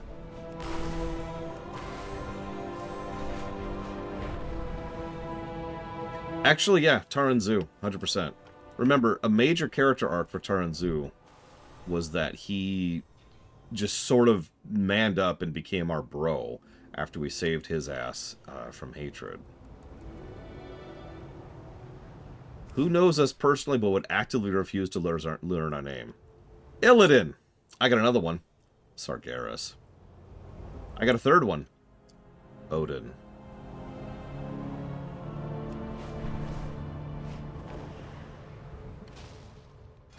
That... Oh, I don't know if I have it or not. But thank you either way. I appreciate it. Looks like I did not have it. Nice. Yeah, I mean, pretty much every Titan, I doubt they recognize that we exist. By contrast, you know who would know us on a first-name basis?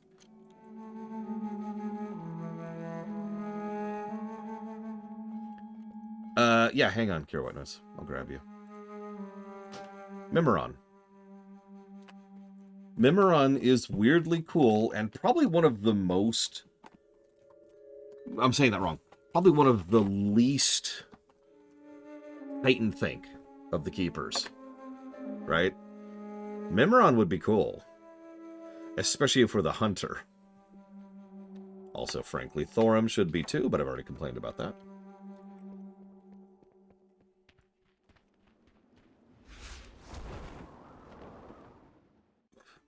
Is Dragon Age one of my favorite game stories?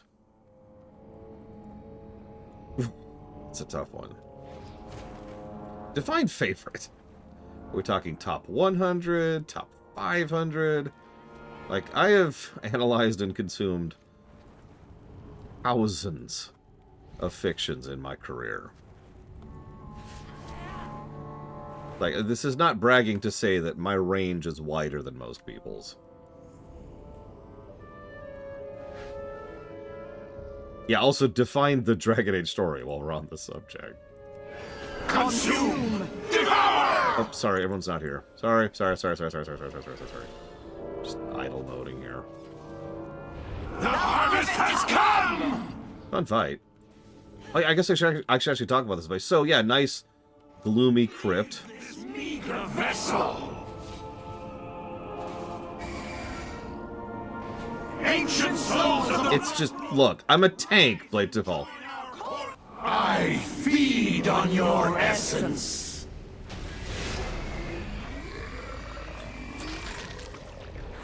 Now I see. The darkness. It is gone. You aren't the ones who did this? Nope.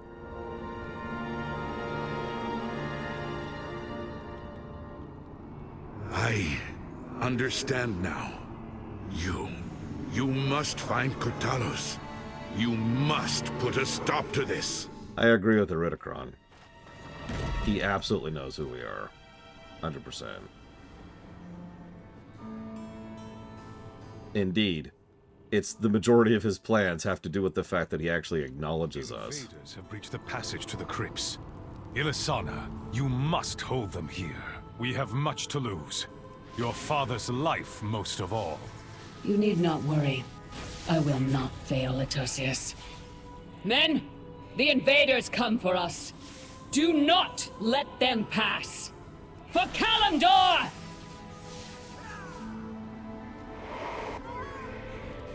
I love the Castlevania vibes of Blackrock Hold. Look at it. Just look at it. Unique, if I'm not mistaken.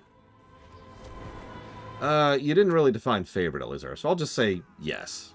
We'll leave it at that. Top 200-ish. Something like that.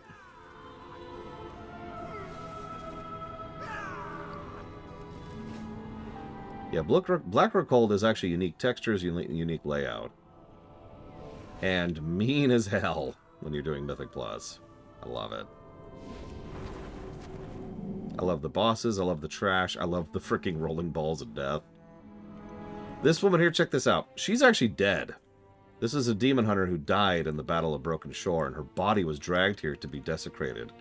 So, in her mind, she doesn't realize she's a demon hunter. She still thinks she's a night elf defending her father back during the War of the Ancients. We will bury you here, fools.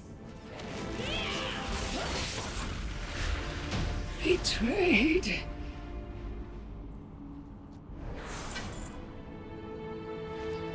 Yeah.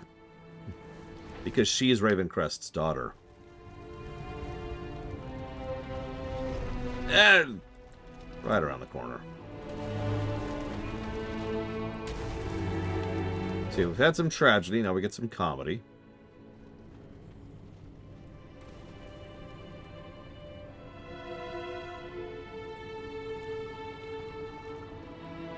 I don't understand the chill part, Elizar, but does Dragon Age Origins speak to me? No. Can I play while answering any question and know everything about the lore? Yes, but that's my job. Although I am wrong often, especially about things I haven't recently studied, but I could probably talk about Dragon Age lore off the top of my head, and I do all the time.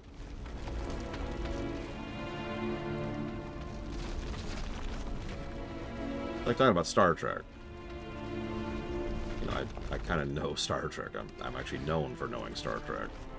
Other Star Trek YouTubers reach out to me saying, hey, what do you think about such and such? This is true, by the way. It's not a brag. Where are they getting these rocks from? That's a good question.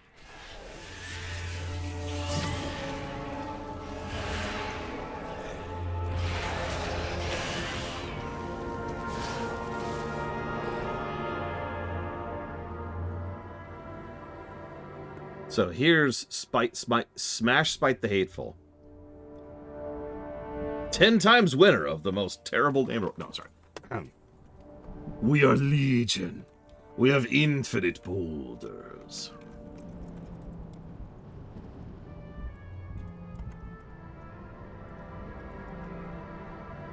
Are we all here? Nope, we completely lost Care Why Noise.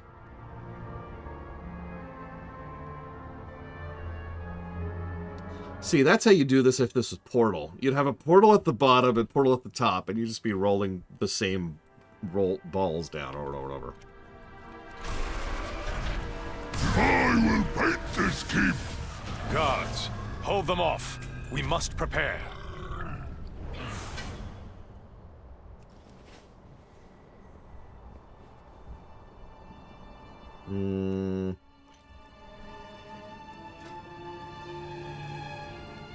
Yeah, no, I think that suits pretty well, actually.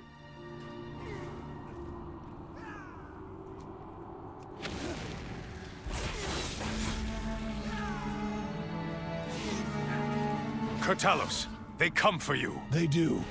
Together we shall defeat them, Latosius. Oh, hey, it's Ravencrest.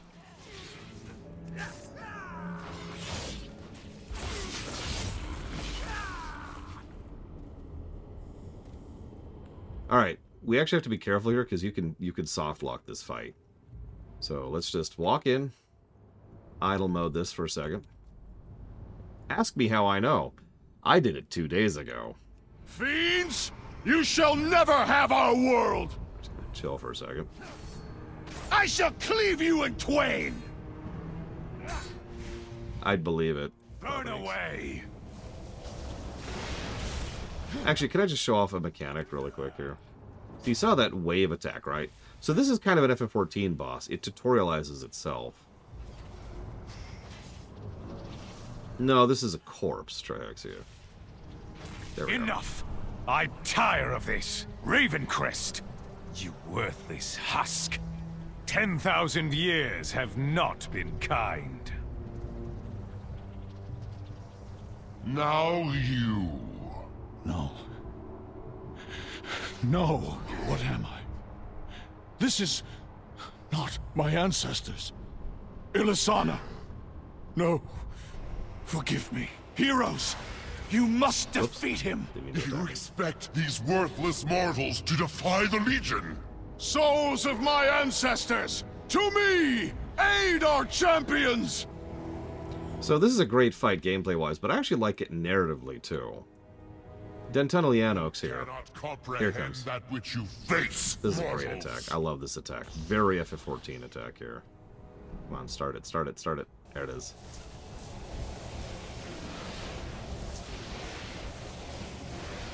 This will absolutely murder you. Pretty much straight up one-shot on Mythic Plus. Remember that there's sleep spots on the ground, too. If you hit a sleep spot, you're stunned. If you're stunned, you're dead. Love that attack. I just wanted to show that off. Anyways, I love the idea here, though. So he's like, "Mwahaha, I will be cruel and twisted and wicked." And then he gets really sick of the guy failing to fight us, so he's like, fine. And destroys his body again. But doesn't do anything about his soul, just lets it sit there. Because what's this soul gonna do against him, right? So Ravencrest, being freaking Ravencrest, summons up all the souls of the people we've been freeing as we've been going through the dungeon, and empowers us. And all of a sudden, we do triple damage, triple healing, and triple health. And then we murder this guy. Will return. I will count on it. Whenever you come, we will meet you, and we will defend our world. Thank you, heroes. The great veil has been lifted from our eyes. We Ravencrests have sacrificed much and more in defense of this land.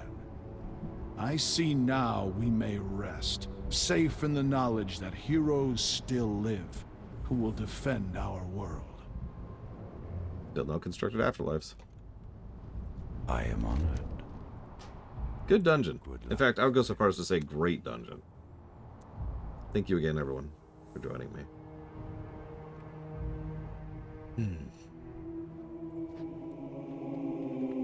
All right.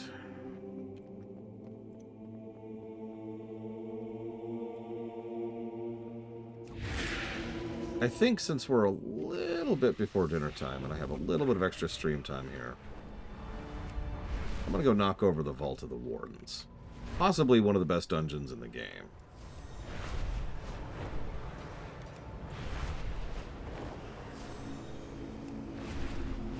You gotta say it right. The Jailer. Don't actually do that. Someday, I really do hope that someday they will backport the follower concept or borrow the roulette system or something. And in the doing, I'll be able to do an audit sweep of the dungeons of this game. Because, god damn it.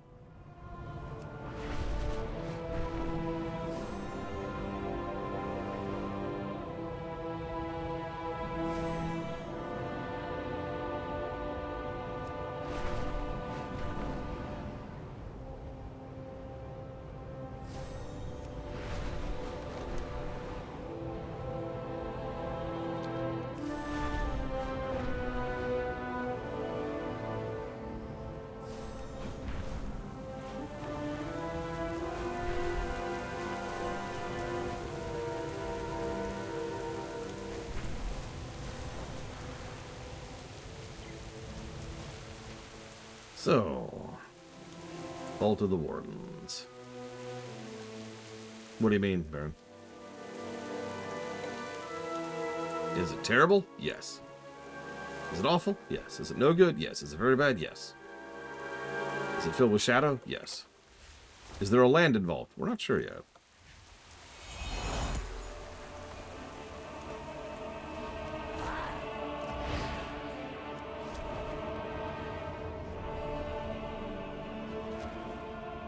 So we've already seen most of this place, actually. We saw this when we were pushing our way out. There's a demon hunter right there absorbing all of the dead demons, including the boss we killed. It's that guy right there. We actually killed that boss during the demon hunter starter experience.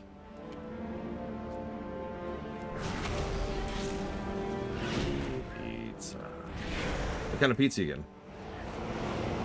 This guy right here. I wonder what this pool will reveal about you, Drelanim. Oh, hi. I have committed no crime, Tirathon. Whereas you and your associates have to answer for yours. Yeah, it's Dominic Keating, but I can't think of the character name. Oh, well. Crimes? Our crime was to sacrifice everything to save this world. We fought for Illidan. You imprisoned the world's villains here for all eternity. And then you imprisoned us. We protect life, often at great risk. Too often at great cost. You dare speak of sacrifice to me? I gave of my flesh, my soul. My people shunned me as a freak, and what was my reward? Eternal torment from my sisters. I live to serve my people, my goddess, expecting neither personal gain nor glory. Can you say the same, as you stand there intoxicated with the power of the Legion? I will serve my people, the exiled and the reviled. I will slay you and all your kin, and when I'm done, I will fulfill the dreams of my mentor. So, what's really weird about this, I hate to talk about this again, but I feel like we've got a little bit of that voice direction problem here. Dominic Keating voices him like a sympathetic character, and very sane, and not power-hungry, which I bring up because, by all accounts, he's in the right here. Like, if you just listened to that, it sounds like he's the innocent one here being abused by people who misunderstand his sacrifice and his work. But the actual story beat is that, no, he's gone too far and has been seduced by the Legion. Once again, the voice direction, the voice director either didn't exist, or didn't tell Keating, hey, this is your character. So instead he sounds tragic rather than villainous. It's so good to my power. Wasn't enough. Interesting to think of. It's always bothered me. Your intervention saved my life. You're welcome. If you intend to venture deeper, you will find far more terrifying things lurking in our vault. I suppose, Charlord, but like, the idea of him being seduced by the Legion is something that you wouldn't even know if not for the fact that I had to go and research that off camera, because nothing in the game indicates that. The whole time, I just feel like I'm sitting here fighting this guy wondering, why am I fighting him? Why is this guy a raid boss?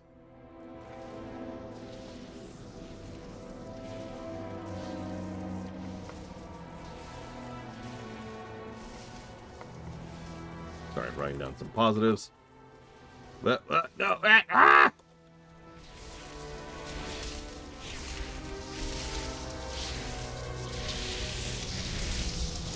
Ah, new subjects. One of my favorite things about this dungeon Behind door number is specifically the fact that it makes so much more sense. How terribly disappointing. If you've already done Demon Hunter. If you've made a Demon Hunter, this dungeon's fantastic. I actually pointed this out when we were doing the Demon Hunter Starter Zone. In fact, I strongly considered going ahead and doing this dungeon immediately after it, just to showcase the immediate contrast between the two. Remember when we imprisoned Ash Golem in ice? He's still there. Sitting in ice. Waiting.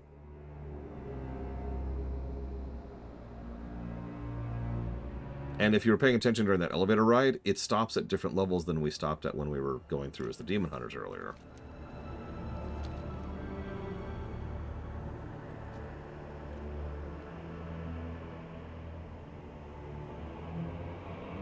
Oh, the vault is... In fact, I'm going to give it a plus for that.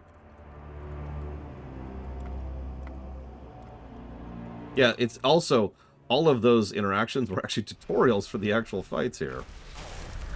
You can use these again to freeze him. I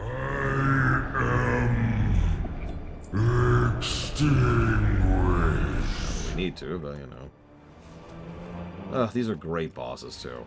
He lays down giant lava stuff that like moves on the ground. It's great. And he's got his... You've got the frost traps. I feel like there's a detriment for using the frost traps. Like you use them, but then... I don't remember.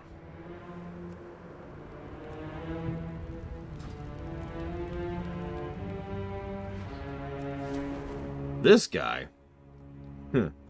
I knew several pugs who couldn't handle this fight at all. Because he would get to a second phase where he does the I-beam and then people will just die to it. He puts a lot of area denial on the ground while he's doing his stuff, too. Visitors, how exciting. Oh no, the vault Follow the bouncing ball. You know, actually, I don't have an answer for that, Baron. I'm not sure.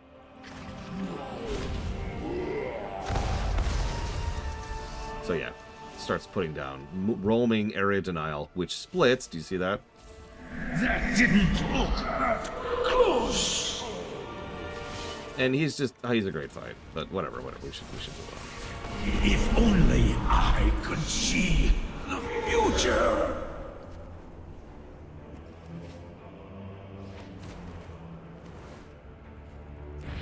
Oh God, sure, Huthor, what do you got?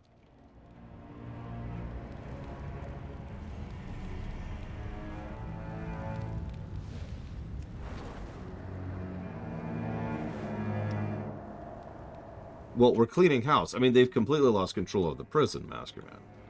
So we need to make sure that if my bed is stolen by an adorable niece... Hang on, there was a dragon question? God, why do I keep not seeing your questions, Elizar? Oh, there it is. If I could pick any dragon to slather and burn my enemy with dragon... Which dragon would I want to ride into battle with? Oh God, I don't know. I'm actually not a big dragon person, really. Are you a dragon person? Not really. You're a dragon person, admit it. I'm not really. Oh, no. Okay. Are you a T-Rex? Of course. Hug. It's dinner time. Okay. One spin, please. Okay, hang on. I'll give you a spin.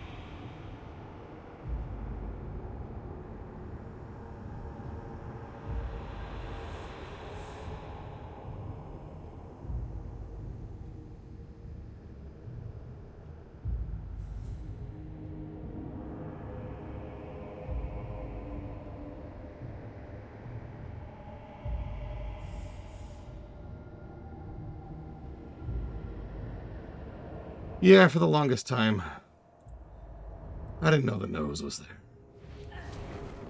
there. Ah.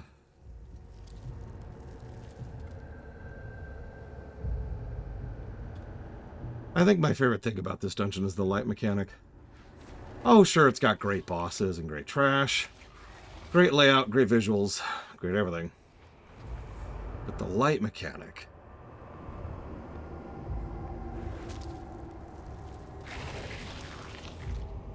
The light mechanic makes it stand out.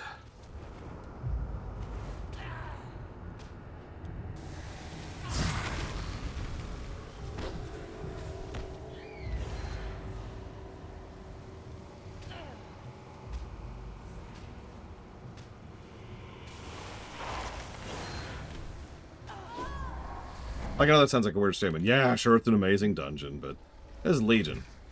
There's lots of amazing dungeons. I mean, look at how dark this is. Look at this. Of course, it has a light mechanic. This is where Illidan's prison was back in Warcraft 3. How utterly predictable. I knew that you would come. Hello, character who is barely in Warlords because they removed the I quests. already have the Sargarite keystone, but I stayed just so that I could put an end to you once and for all. And now you fools have fallen into my trap. Let's see how you fare. So be it. I will slay you all.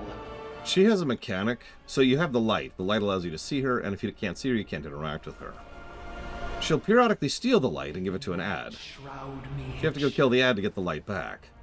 While she's doing that, she'll send out these attacks, which will be hitting from wherever she actually is. But you can't see where she actually is, but you can see the attacks, so you home in on her. This is just... And I'm not even talking about the wave mechanic. In fact, I kind of want to hold on just because I want to see the wave mechanic. Oh yeah, then there's deepening shadows, which is even better. So she's going to drop this gloop on the ground. May the night shroud There it me is. in shadow. And it just grows. And to my knowledge, it grows forever. Unless the light gets near it. So the person with the light has to get near it in order to make it go away. Oh yeah, she can also kick you right off the arena. She might not do that mechanic in normal. No, there it is, Creeping Doom. Warden's glaive can pierce the toughest armor. I'm going to try to poke her. See if I can push her into a phase transition. Come on, do it. I just want to show this off. May the night shroud me in shadow.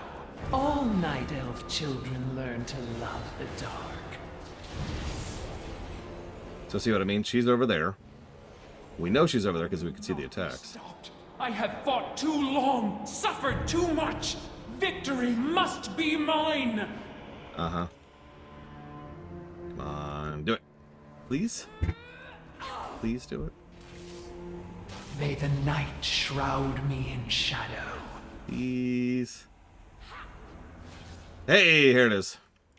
My powers have grown since joining the Legion. So, Let me show you. the light shows you where the hole is. There's always a hole, but those things hurt if they catch you. Notice the Creeping Doom over there, which is still growing without the light to push it back.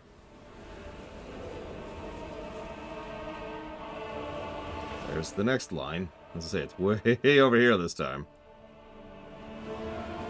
This is such a great fight. This might be one of the best dungeon fights in the entire game. Beaten? How? You are nothing. Sorry, Cordana.